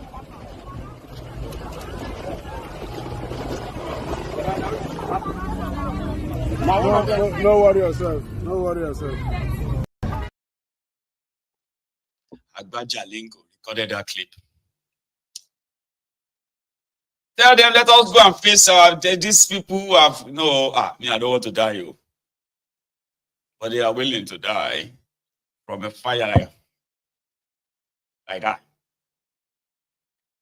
I got Jonathan like that. The preacher's son. Thank you. Thank you, Baba. Appreciate that. It is what the contraption is. It's unbelievable sometimes if anybody try to explain Nigeria to you like, oh, it goes tough. Honestly. Meanwhile, I saw a video of the House of Representative Committee, House of Representative Committee investigating the allegations of Bobrisky against the EFCC, as well as Nigeria Prison or Correctional Center, Prison Service or Correctional Service. So, meanwhile, also, we heard that Bobrisky, after the immigration arrested him, trying to elope from Nigeria, he was arrested at Seme border. Then they took him back to Nigeria, where he's been locked up at the FCID in Lagos. Panti, it's Panti, not the FCID, Federal, Force Headquarters or something like that. Anyway. Then we heard that they had to rush him to the hospital yesterday because Bobrisky was having breast pain.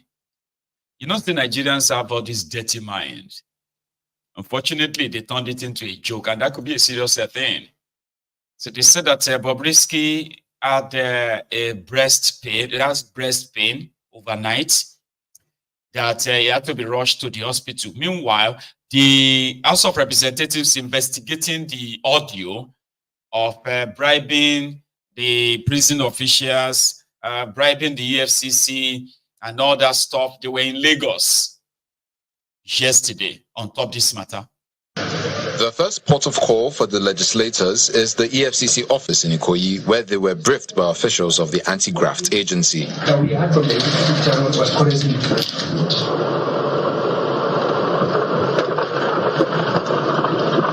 The team then proceeds to the Kirikiri medium and maximum prisons, where they were also received by officials of the Nigerian Correctional Service. Which day was he taken to court? On 5th. On 4th. Where is the first place they take him to? Okay. After the court, he was where? They took him to Ikoyi. The same day they brought him here. The same day they brought him here. Yes, I want to know from 4 to 12. Where is he? From 4 to 12. Yeah. It's not in With the tour completed, this is what the chairman of the two committees have to say. We are here to do what is called justice, to make sure the allegation is properly investigated, to find out, is it true that Bobrisky Idris is really detained, whether he served his jail terms in correction centers, and that is our aim of coming here, to verify it. After then, we put up our report before we can showcase the report to the public. We have come here, we find out from our information before us that truly is being detained here, but every other report will come up after the committee, joint committee meets to look at it, both the EFCC angle, which the chairman of EFCC here to speak on that will make our report known to the public and present to the House. We have come, we have seen, we have some contradictions. We have seen other things. It's left for the joint committee to go back and look at the reports. We are also going to interface with the board. Because the board suspended one or two of the staff of the correctional facility. We have also written to them to give us the... The first port of call for the legislators is the EFCC office. Did that way just said Bobrisky? Who is Bobrisky? It's Bobrisky, not Bobrisky. Anyway, I think I'll leave it to that, okay? I intend to take maybe 1 or 2 calls, right? Just to save the time for later this evening.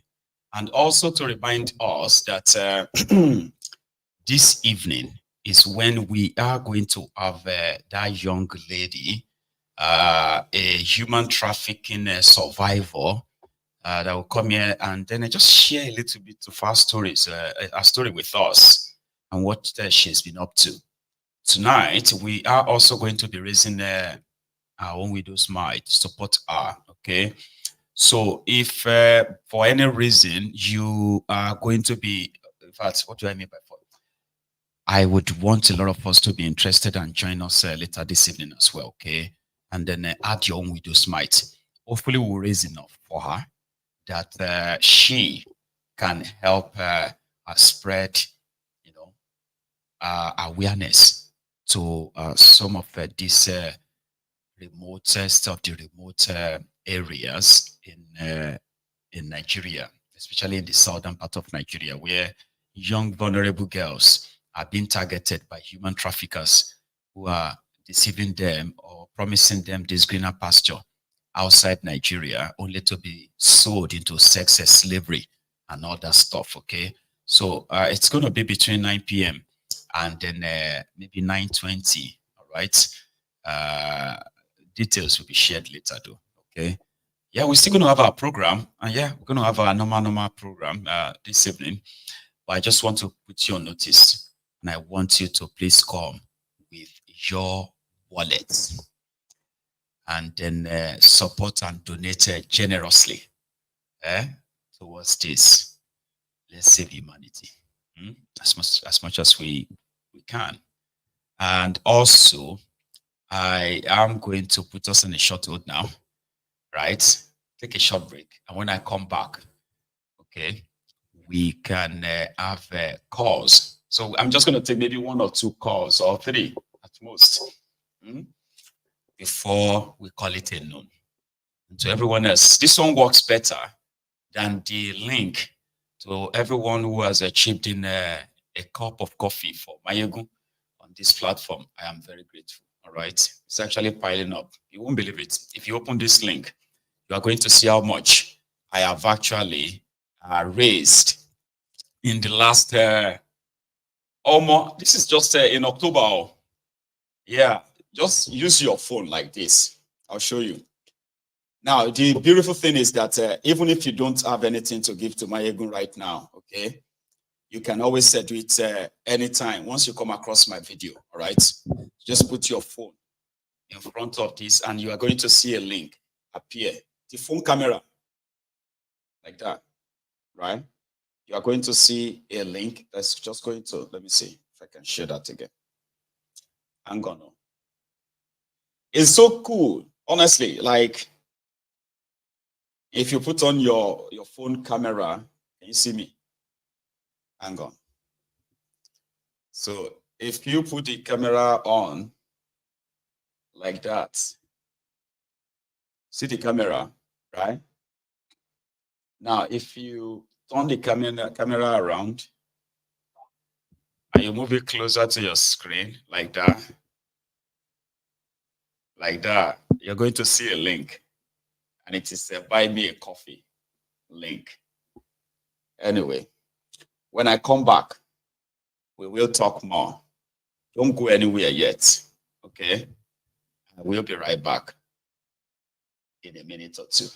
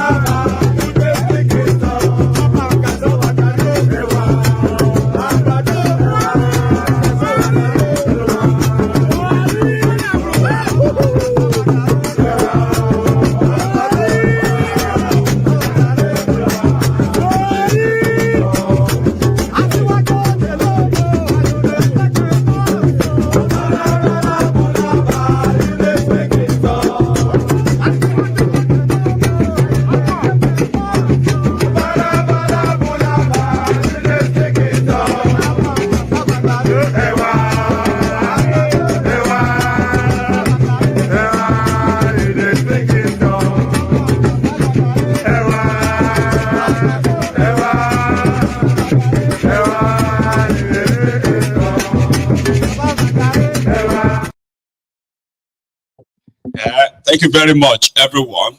I've got seriously generous people on Mayegun's Diary Political. I'm not going to even lie, honestly. And that's why I'm so grateful, for the kind of, supporters I have, viewers I have on Mayegun's Diary Political. And I will always be very grateful to you all, okay?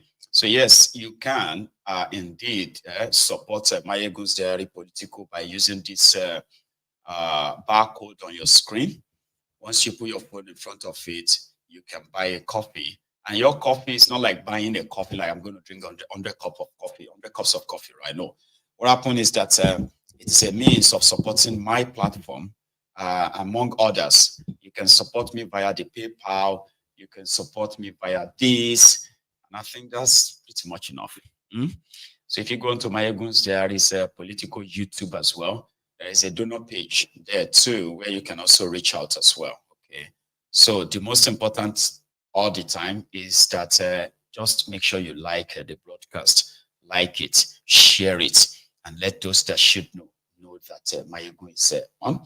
I have a caller, and I hope I still have you there, sir. Hello. Yes. Hello, Mr. Mayegun. I'm fine. Hey, Joe, share my timbaso you babo ma mix it. I don't mind, but just for the sake of our listeners too, you can help me about mix it. I will mix it. Yes. Because the last time you discussed about the petition in London. Right. The petition will submit because I tried to call, but I cannot get. Yes, I cannot get through. I wanted to ship in some things, but I cannot get through. Well, you have so the chance now, sir. Yes, that's why I hope you don't mind if I discuss about it now. Why? Like, so, I can't, I do not have control over what people have to say. You know that, okay? That is why the line is always there. And if you say something, others will react to it. And at some point, I do react as well. But yeah, you have the floor, sir. Go ahead. Yes, concerning that petition. Yes, sir. Don't you think what Tinubu and Kini? Because Bikini is saying law. Do you want my honest opinion, sir? Yes, please. Share mine there. I don't mind. No, I don't mind. Okay, yeah. Number one, I have seen people who have tried to make, to make an importance out of it. Yes, sir. So what happened, there are those of our people in London, to be precise, sir, that somehow, they believe in the idea of writing petitions or writing all this kind of stuff, okay? And then sometimes they will say they are sending it to the United Nations and stuff like that. It is just a public stunt, so to say. But the note are in panic now. They are taking. There are those who have said this whole thing may actually have the hand of Tinubu have been láti fi tame àwọn north. Because second time we sure from the north. But kò sí evidence here, sir. She gets. Okay. Like really see evidence. I've seen people make that kind of postulation, sir. She gets. Or knowing these guys, my own little way, I can tell you, it is just some level of illiteracy plus ignorance and then plus cloud chasing to just make it look like something is happening. There was I think it was 2 or 3 years ago. She gets. There was this there was this United Nations body. It's not really official. They are called the countries that are looking for independence. UNPO. I'm trying to get it right now. There's nothing called UNPO per se. So it was just some people, right, who created a website that collated some kind of like countries who people wants to have their own country. United Nations generally does not recognize anything called UNPO, whatever it is. But they gave it so much because we're so interested in just anything that can bring our issue to the world stage and attention. So we did not we did not even like mind the fraud behind the whole thing. Where are they today? They don't exist. So it's similar to this one as well. But we are in a world today where a lot of things people just wanted them to be true. Because we really want our nation, so to say. So whatever anybody is doing, anything we automatically just be like, even if it's nothing much, at least they are doing something. That's the stage tower. Stage even if that thing is so dumb, right? We shall be like, say, just support them. So that's the state tower, sir. And a lot of people don't like saying this. Meanwhile, is causing more damages. It's causing more because the people in the north, the former governor of Kano, Barao, led the delegation to Obasanjo, and they start addressing, we want oneness, we want this, we don't want anything region, we want one Nigeria, that kind of group. They went to Obasanjo. Some people believe that Tinubu, meanwhile, there is all this are just like a figment of people's imagination. Because the reason why I say so, because the North, unless if somebody is a baby, the North, they are not in support of Tinubu coming to second term self as of today. So if something out of power, we know that one. They don't want him. They don't want him to even finish this 4 years, 4 years. So I just think maybe nothing Tinubu hand in everywhere. Credit beyond what they actually deserve sometimes, though. But it is because of where we come from. Can you think about any evidence? Evidence-based stuff, right? Yes. You and I will probably will know. In the sense that Nigeria is a place where anything goes. So if I decide to if tomorrow I decided to say I am the leader of the new Yoruba, this so and so, pressure, there are some of you that will believe it. In fact, there will be some people that will say, those who are going to hear me, who haven't known much about me, that will believe that Tinubu is using me.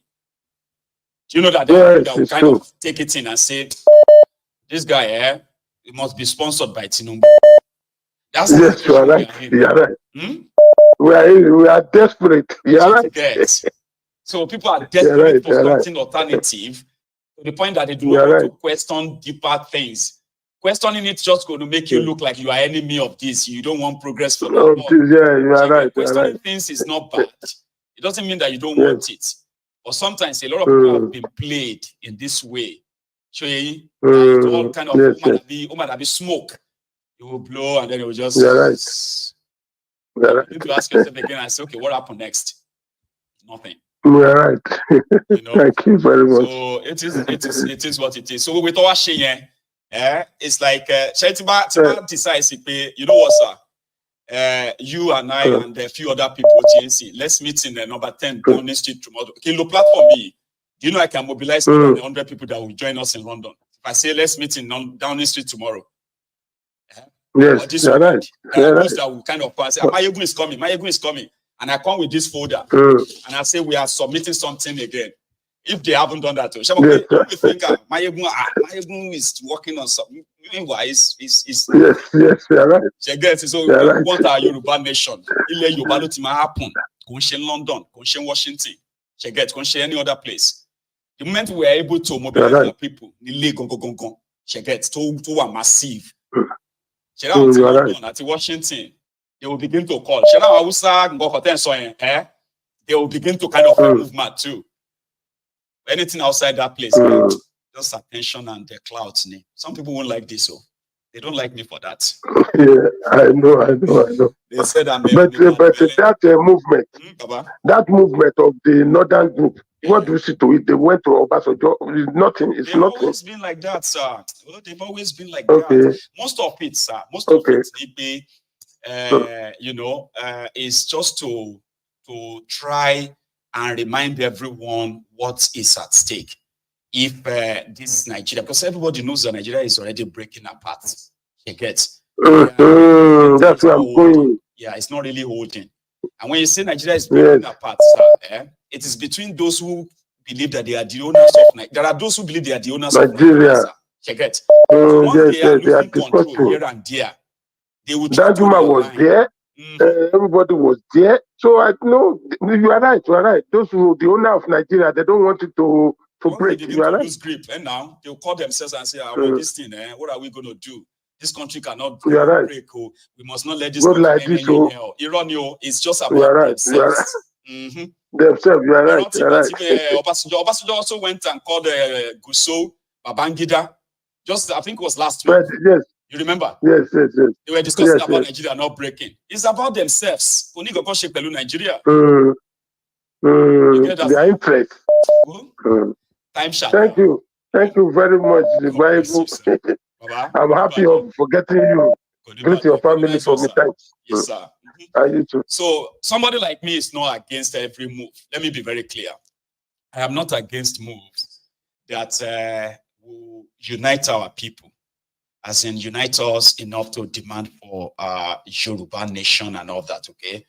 And as Yorubas, we all have the equal right to push for either the autonomous Yoruba region or a sovereign Yoruba nation. It's class, it's okay. But I just want people to please, except for the fact that a lot of us are setting ourselves up to be deceived and to be scammed. Because I've seen that many times, right? The unity of purpose within the Yoruba people, as we can probably solicit for it. From my own findings, right, the Yorubas need to say they want Yoruba nation per se, and there is a way to make them want it. So currently, those who are the political class in Yoruba land, they are in bed with Nigeria. And if you love Yoruba nation to be independent, you cannot be in bed with any of this political class in Yoruba land. No, you can't. Currently, Nigeria is working for the political class of all tribes and ethnic nationalities in Nigeria. You don't have to agree with me. Fine, it's all right. Okay. The people that are holding the levers of power in Yoruba land, from the traditional rulers to the political class and the elites who kind of have the money, they are comfortable with Nigeria. So until there is a paradigm shift within that power block, if there is no paradigm shift, because if you see pro-Yorubas, for example, pro-Yorubas as senators representing Yoruba land, governors representing Yoruba land, and they begin to talk about Yoruba's autonomous region or Yoruba sovereignty, and they are bold enough to say, you know what, we are going to Abuja this week. All the Yoruba House of Representative members, all of the Yoruba senators, they are going to Abuja with a resolution. And the resolution is that the Yorubas no longer want to be part of this united Nigeria in this way anymore. Yorubas want their own autonomous region or an outright breakup from Nigeria. Everybody go begin to strong scatter. While I'm everywhere, Nigeria go no say problem don't they come. Here you get. But because Nigeria currently works for this political class, the royal fathers, the traditional rulers, the elites who are contractors of government here and there, they are the ones, Nigeria doesn't even have to do anything to us. They are the ones that will make sure that they destroy every movement that is asking for Yoruba's independence. They will use the media to blacklist you, to blackmail you. And if anyone is not seeing that, you can just continue to raise awareness. But don't deceive our people that you are fighting to have them have a Yoruba nation that we know. No. Like I said, you don't have to agree with me. But miscreant, charlatans, all these ones you have seen so far, they have not added any real value to that advocacy. They have actually bastardized it. They have ruined it. And that is why every day, if they are not giving you a date, they will be making a lot of mouth here and here. All these things don't.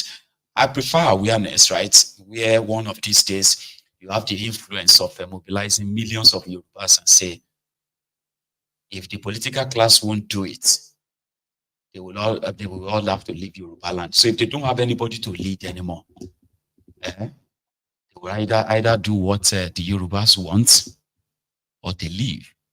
That is the kind of influence I want to see. We do not need independence from Britain. We do not need to submit any letter to them in Washington or anywhere. No. Okay? But again, you don't have to agree. Hello there. Hello, Mr. Mayegun. Good afternoon. Good afternoon. You. That's Sadi. Hold up. How are you, sir? Yeah, I'm fine. I'm fine. Good afternoon again. Please. Yeah, good afternoon. You know, the level of these speculating theories, you know, like a theories, people would just see something and then, oh yeah, they said likely it is somebody who is pushing dates under, you know, trying to. It is just, you know, sometimes when you say things people want to hear. I can do that, but it's just that they don't last. I don't know why people don't know that. You see, a lot of them, when they say something now, they will change it tomorrow. They will change it again, but people still kind of listen to them. Even and really take them serious anymore. You know? Yeah, if people like Tinubu we support anything, look at when Abubakar, the former Senate president, and all of them like that, during, you know, when they changed the PDP and then they push this electoral reform, and you know, when they came up with the idea of using beavers and things. I think it was during their time when they were in Senate that they did that, you know, and then you remember that it was during that time as well they realized that some people his thug went to offer, or maybe Lorry, to go and start killing and stealing things. Robbery, So yeah, so who pushes that? It is when this first lady was in the Senate as well, because I remember those brouhaha then when Dino Melaye was shouting, talking, and like a proper opposition, against the holding party, and then they all move. So if Tinubu will do everything like that, because he's a rascal person, is a very diabolic person. He won't.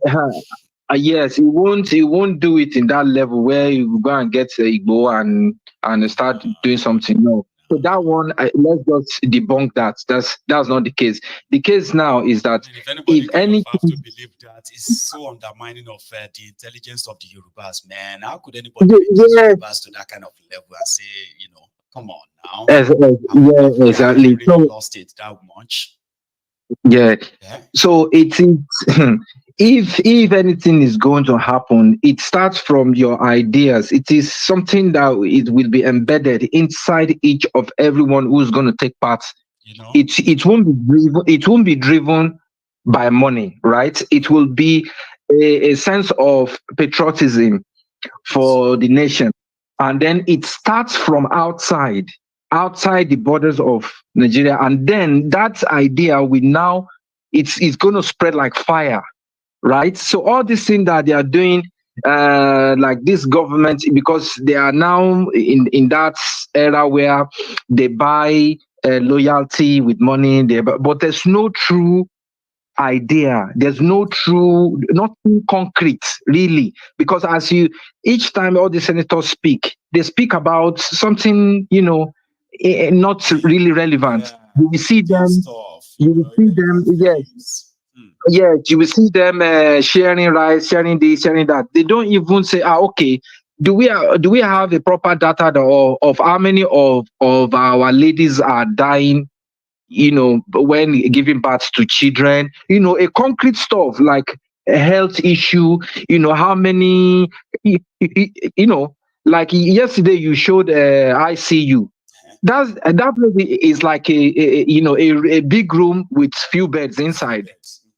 Would you say that is ICU? If you ever seen ICU, if anybody ever seen ICU in Nigeria, proper ICU, it has a lot of monitoring system, oxygen, a proper remote, beds, and you will see that the setup, this is ICU. So that kind of a place, is so messed up that only people who really have the idea of changing things that can really push this. Patriotic Yorubas. That's why I call it Yorubas. Okay.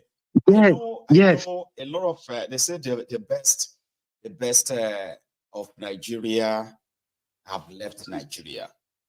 That the worst of Nigeria are the ones running Nigeria.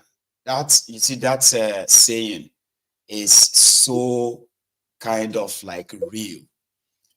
Patriotism. You said something about patriotism.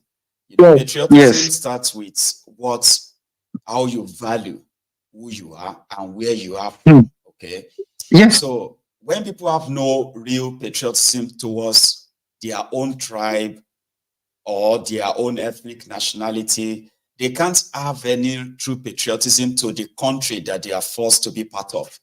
So when you have people who are pro-Yorubas, genuinely, they will not look at Yoruba land and say they are proud of what the place is right now. No pro-Yoruba will look around and say, I'm so proud of this place.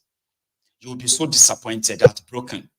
Now, if such people have access to power in the region, these are the people that will get to understand that we are who we are now because of our forced union to be part of this Nigeria.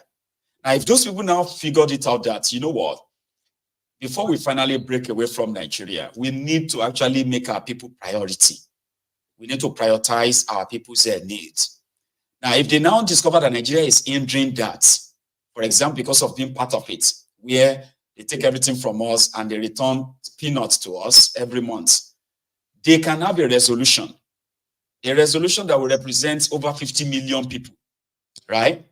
And they will tell Nigeria, we are giving you 90 days to convene a national conference of if Yoruba still want to be part of Nigeria or not.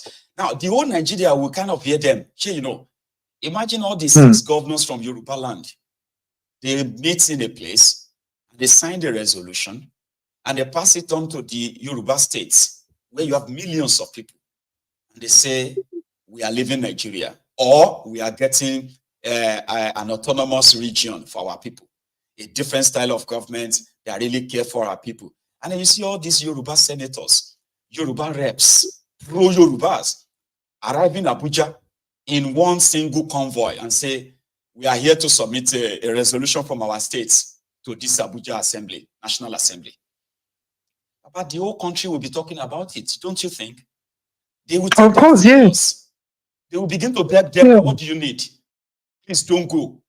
Similarly, with the Biafrans, the Igbo lawmakers and governors, nobody needs Britain, nobody needs America. We can continue to make up all these things about why America will not let us go, why Keniko will not let us go. No, the people that won't let us go are those who are claiming to represent us. They are the ones benefiting from Nigeria, and therefore, they will not let us break away from Nigeria. But if you can get rid of them, so yes, that this Tinubu is pushing tribal and this, you know, he gains power from it. If he truly loves the Yoruba that he claims to be, this is the time now. At least he will. It will cover. It won't unleash death force on them. Like, okay, because of the so, but you know, he will see things in a different, and he will allow people to express, you know, their view. And you know, if he truly wants this, you know, because at the end of the day, after 8 years, if he can get there, and even if he put his 2G there, at some point, everything that they've amassed now in benefit of in that western region, whatever, they will later deplete it. It won't last long, right? So for everlasting solution, it is the best time now to decide, okay, that, you know, people should go in their different way, even if they will somehow have something that will, you know, bring them together, you know, in you don't get that. But what? That's what I mean by that. That's what I meant by they are benefiting from Nigeria. They're benefiting what? Is he right, Babado, or what? What are they benefiting? He's one of the owners of oil blocks in Niger Delta as we speak. Just like many for what? Too. So if Nigeria, if the Western region says, if he begins to promote that kind of a thing, right? Some of them who are like landowner, Obasanjo's land in Niger Delta. Niger Delta, we don't get too much land. Obasanjo get land there. In Igbo land, Obasanjo get land there. In the Middle Belt, Obasanjo have land there. In Northern Nigeria, Obasanjo have expanse of land there. All these were given to him when he was president of Nigeria. He will lose all of that. Yeah, but well, what are they using this for? Is the reason why they will tell you Nigeria cannot break. Yeah. But imagine if we have people who are like pro-Yoruba for real, who don't want, they are not interested in the oil in Niger Delta because Yorubas have their own oil. They are not interested in the gold in Zamfara because Yorubas have their own gold. They are not interested in the gas in the eastern part of Nigeria because Yorubas have their own liquid natural gas. So they are more interested in the welfare of their people and how to develop that. So they are not interested in anything outside their space. So therefore, what? They want to be on their own. Or you see others there? No, they don't want to be. They want to, they want to share in the largesse, the loot, the Nigeria, by lying to our people that Nigeria is better than us having our own sovereignty. You get that? Royal fathers will get oil block. They are in Yoruba land. Royal fathers, because they are gifted to them. Meanwhile, because of this greed, the greed of sharing Nigeria among themselves, has blinded them to what they themselves are sitting on, the generational wealth that they are kind of sitting on, and our people are suffering. They are blind to all of that. They are interested in the ready-made Royal fathers want to be board members, federal board members, because they will be given new cars. They will be given contracts in Abuja. They are not pro-Yorubas. Yeah? It's unfortunate, man. I can go on and on and on, honestly. Hold up. Yeah. So we anyway, need, thank you for need your to time. raise a generation that is pro-Yoruba. We need a generation that must understand that Yoruba land have everything. But a generation that we know that the Biafrans have everything. The Arabs, they have everything. It is the greed of their representatives that is keeping this contraption together. It is not in the interest of anybody. We need a generation that must know that. That generation starts from, between, when from primary school and on. They need to, orientation, give us the values, what we stand for. It is taught in school. It's not only math and English and Yoruba language, all that way, is meant to be taught. There's, values, Yes, and values. These are because. Yes, because in this country, it is from primary school, they will say, now it is the Queen birthday. So from that little age, they understand what Queen stand for. They, that patriotism is inbuilt in them that, yes, we need to observe the Queen's or the King's birthday because it is our King. And they love that King with all their hearts. And, because they know that's the state, it represents the overall state, so that's what we need, So anyway, thank you very much. Yeah, thank you very much. All right. Yeah, thank you. Yeah. So you see, life is not really that, it shouldn't be that complicated. It's just unfortunate that we have a problem of how to make a lot of us to unlearn what we have learned. And that is the battle we are fighting. When you look at some of this older generation, it is so difficult for them to accept that some of the things they were told or they were taught, they were not true, they were lies. It's like a social conditioning. It is so hard. And that is why they are always, they are always like defensive. Okay? Because we can't do things this way. We cannot continue doing things this way. We need to do it this way. Oh, they're like, no, that's not how we do it in Yoruba land. The way we say, can you try this other one then? No, we can't. Let me tell you something. The time of our clinical. It's so hard, right? But people like us can't shut up. It doesn't matter how you feel or how you probably look. Come on, it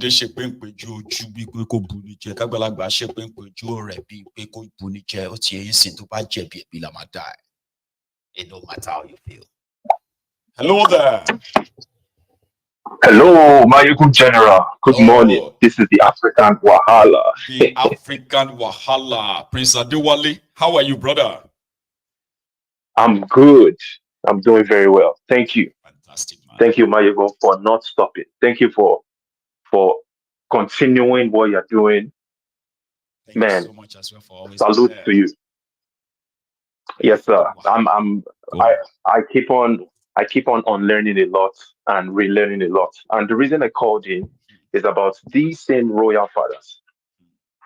I think it's time people start unlearning what they have been indoctrinated with about these royal fathers. Yes. I remember that conversation yesterday about the out-of-school children. You noticed how Akpabiole, a known criminal, who happens to be the number 3 citizen of Nigeria, he said, we have to involve the royal fathers. We have to create a committee to address the situation of out-of-school children.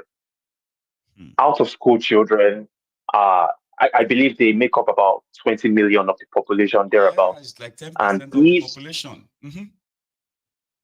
And this population of kids, this is a country where 70% of the population is less than 45 years old.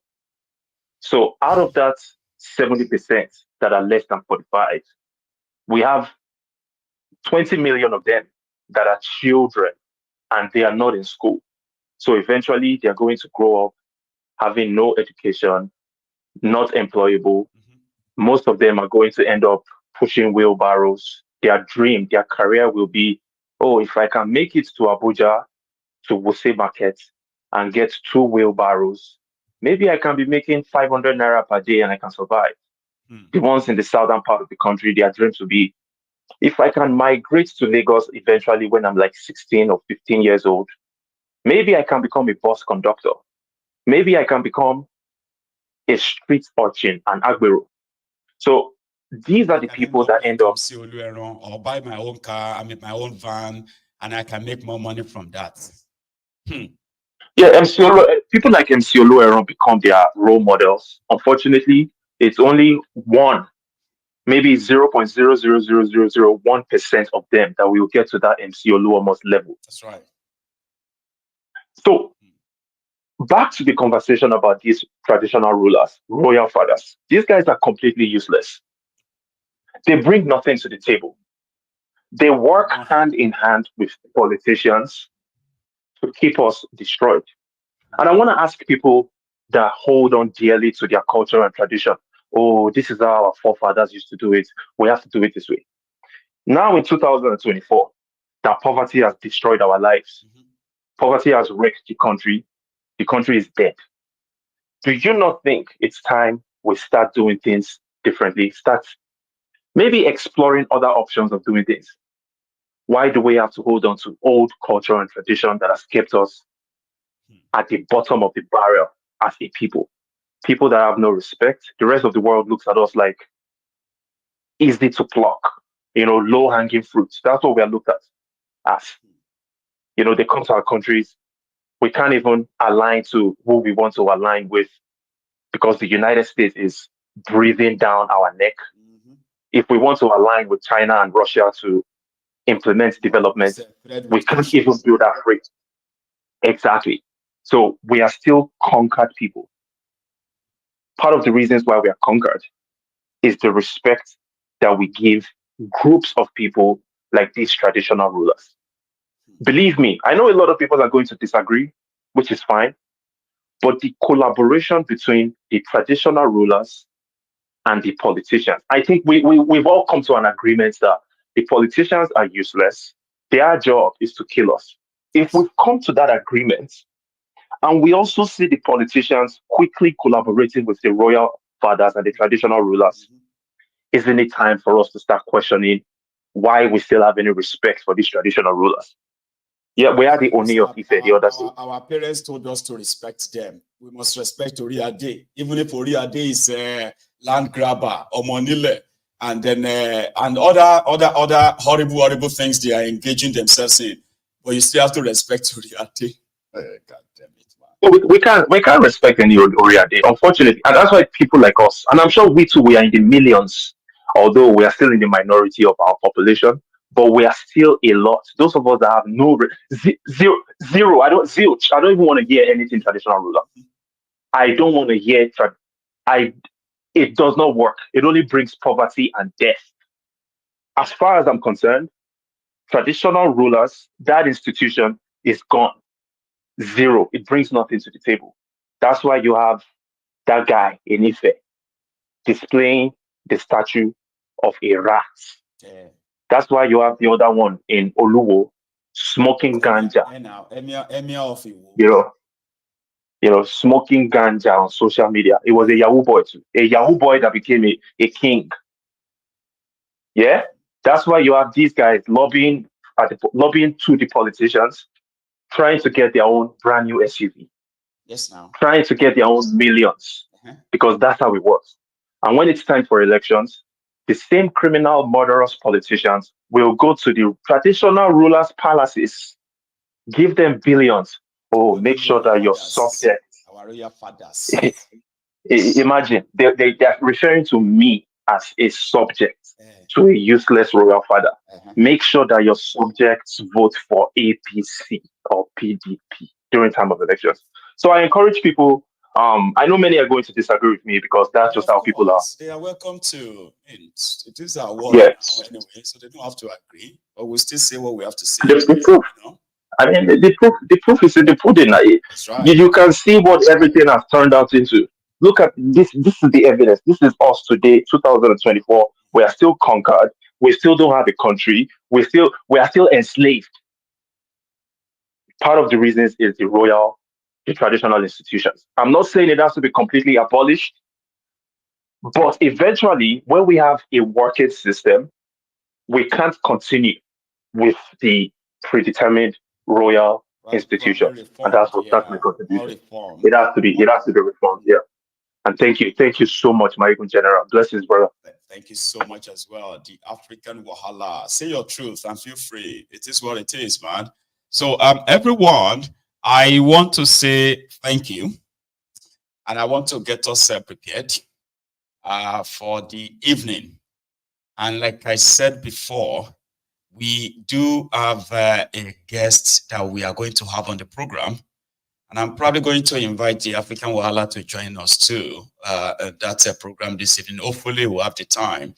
However, a lady is going to join us around that time at a meetup. I think that's a good name.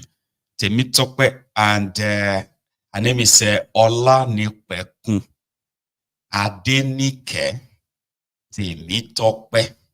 So let me see if I can bring a bit of her on the screen for you to see.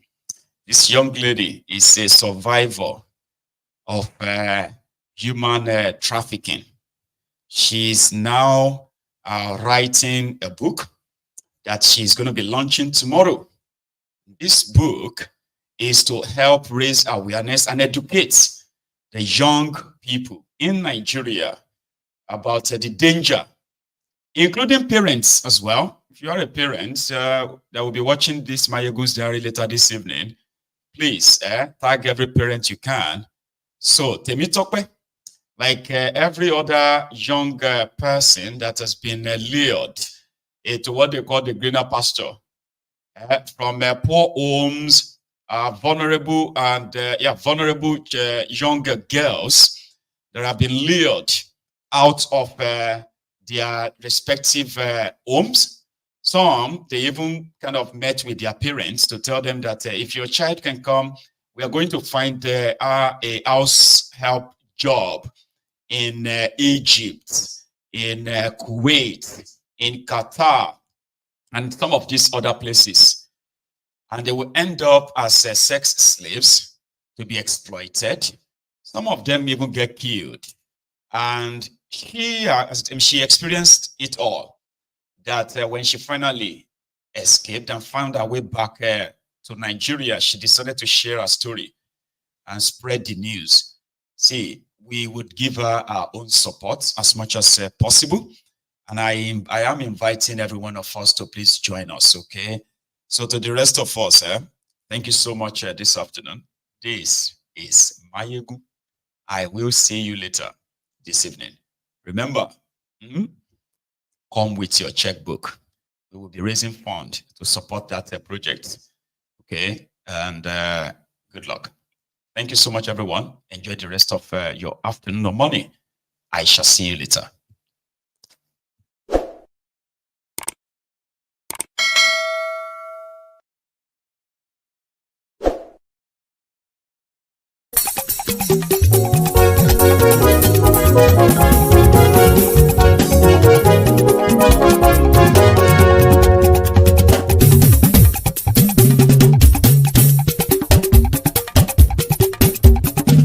Mayegun làwa mọ̀ làmọ̀ tó dòdòdò.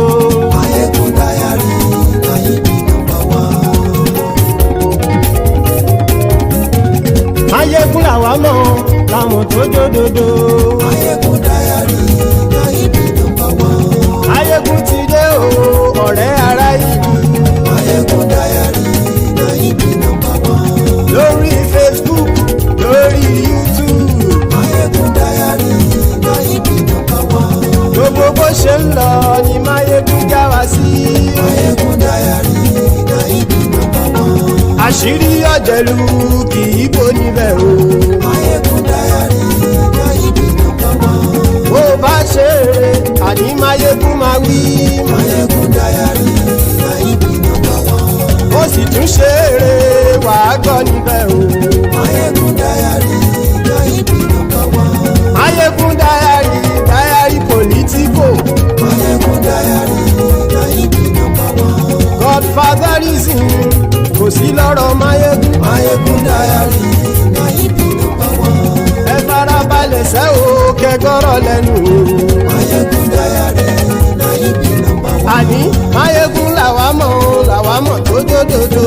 máyégún dayari na ibi number one.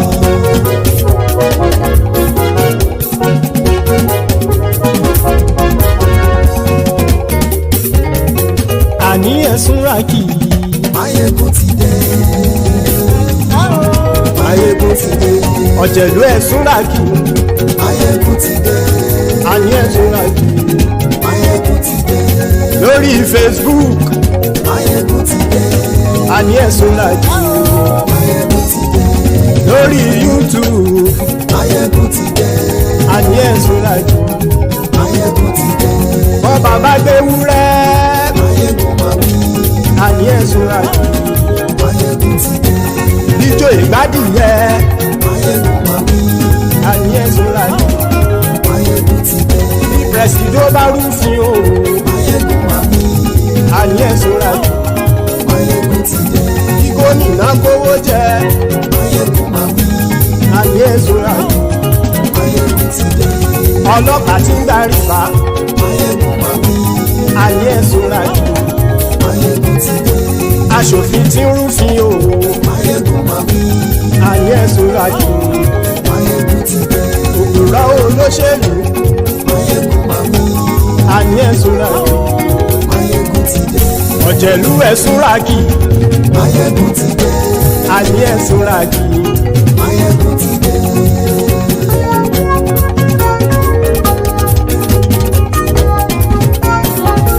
máyégún ti dé. gbogbo ọ̀jẹ̀lú ẹ̀sùn ràkì. máyégún ti dé. gbogbo ọ̀jẹ̀lú ẹ̀sùn ràkì.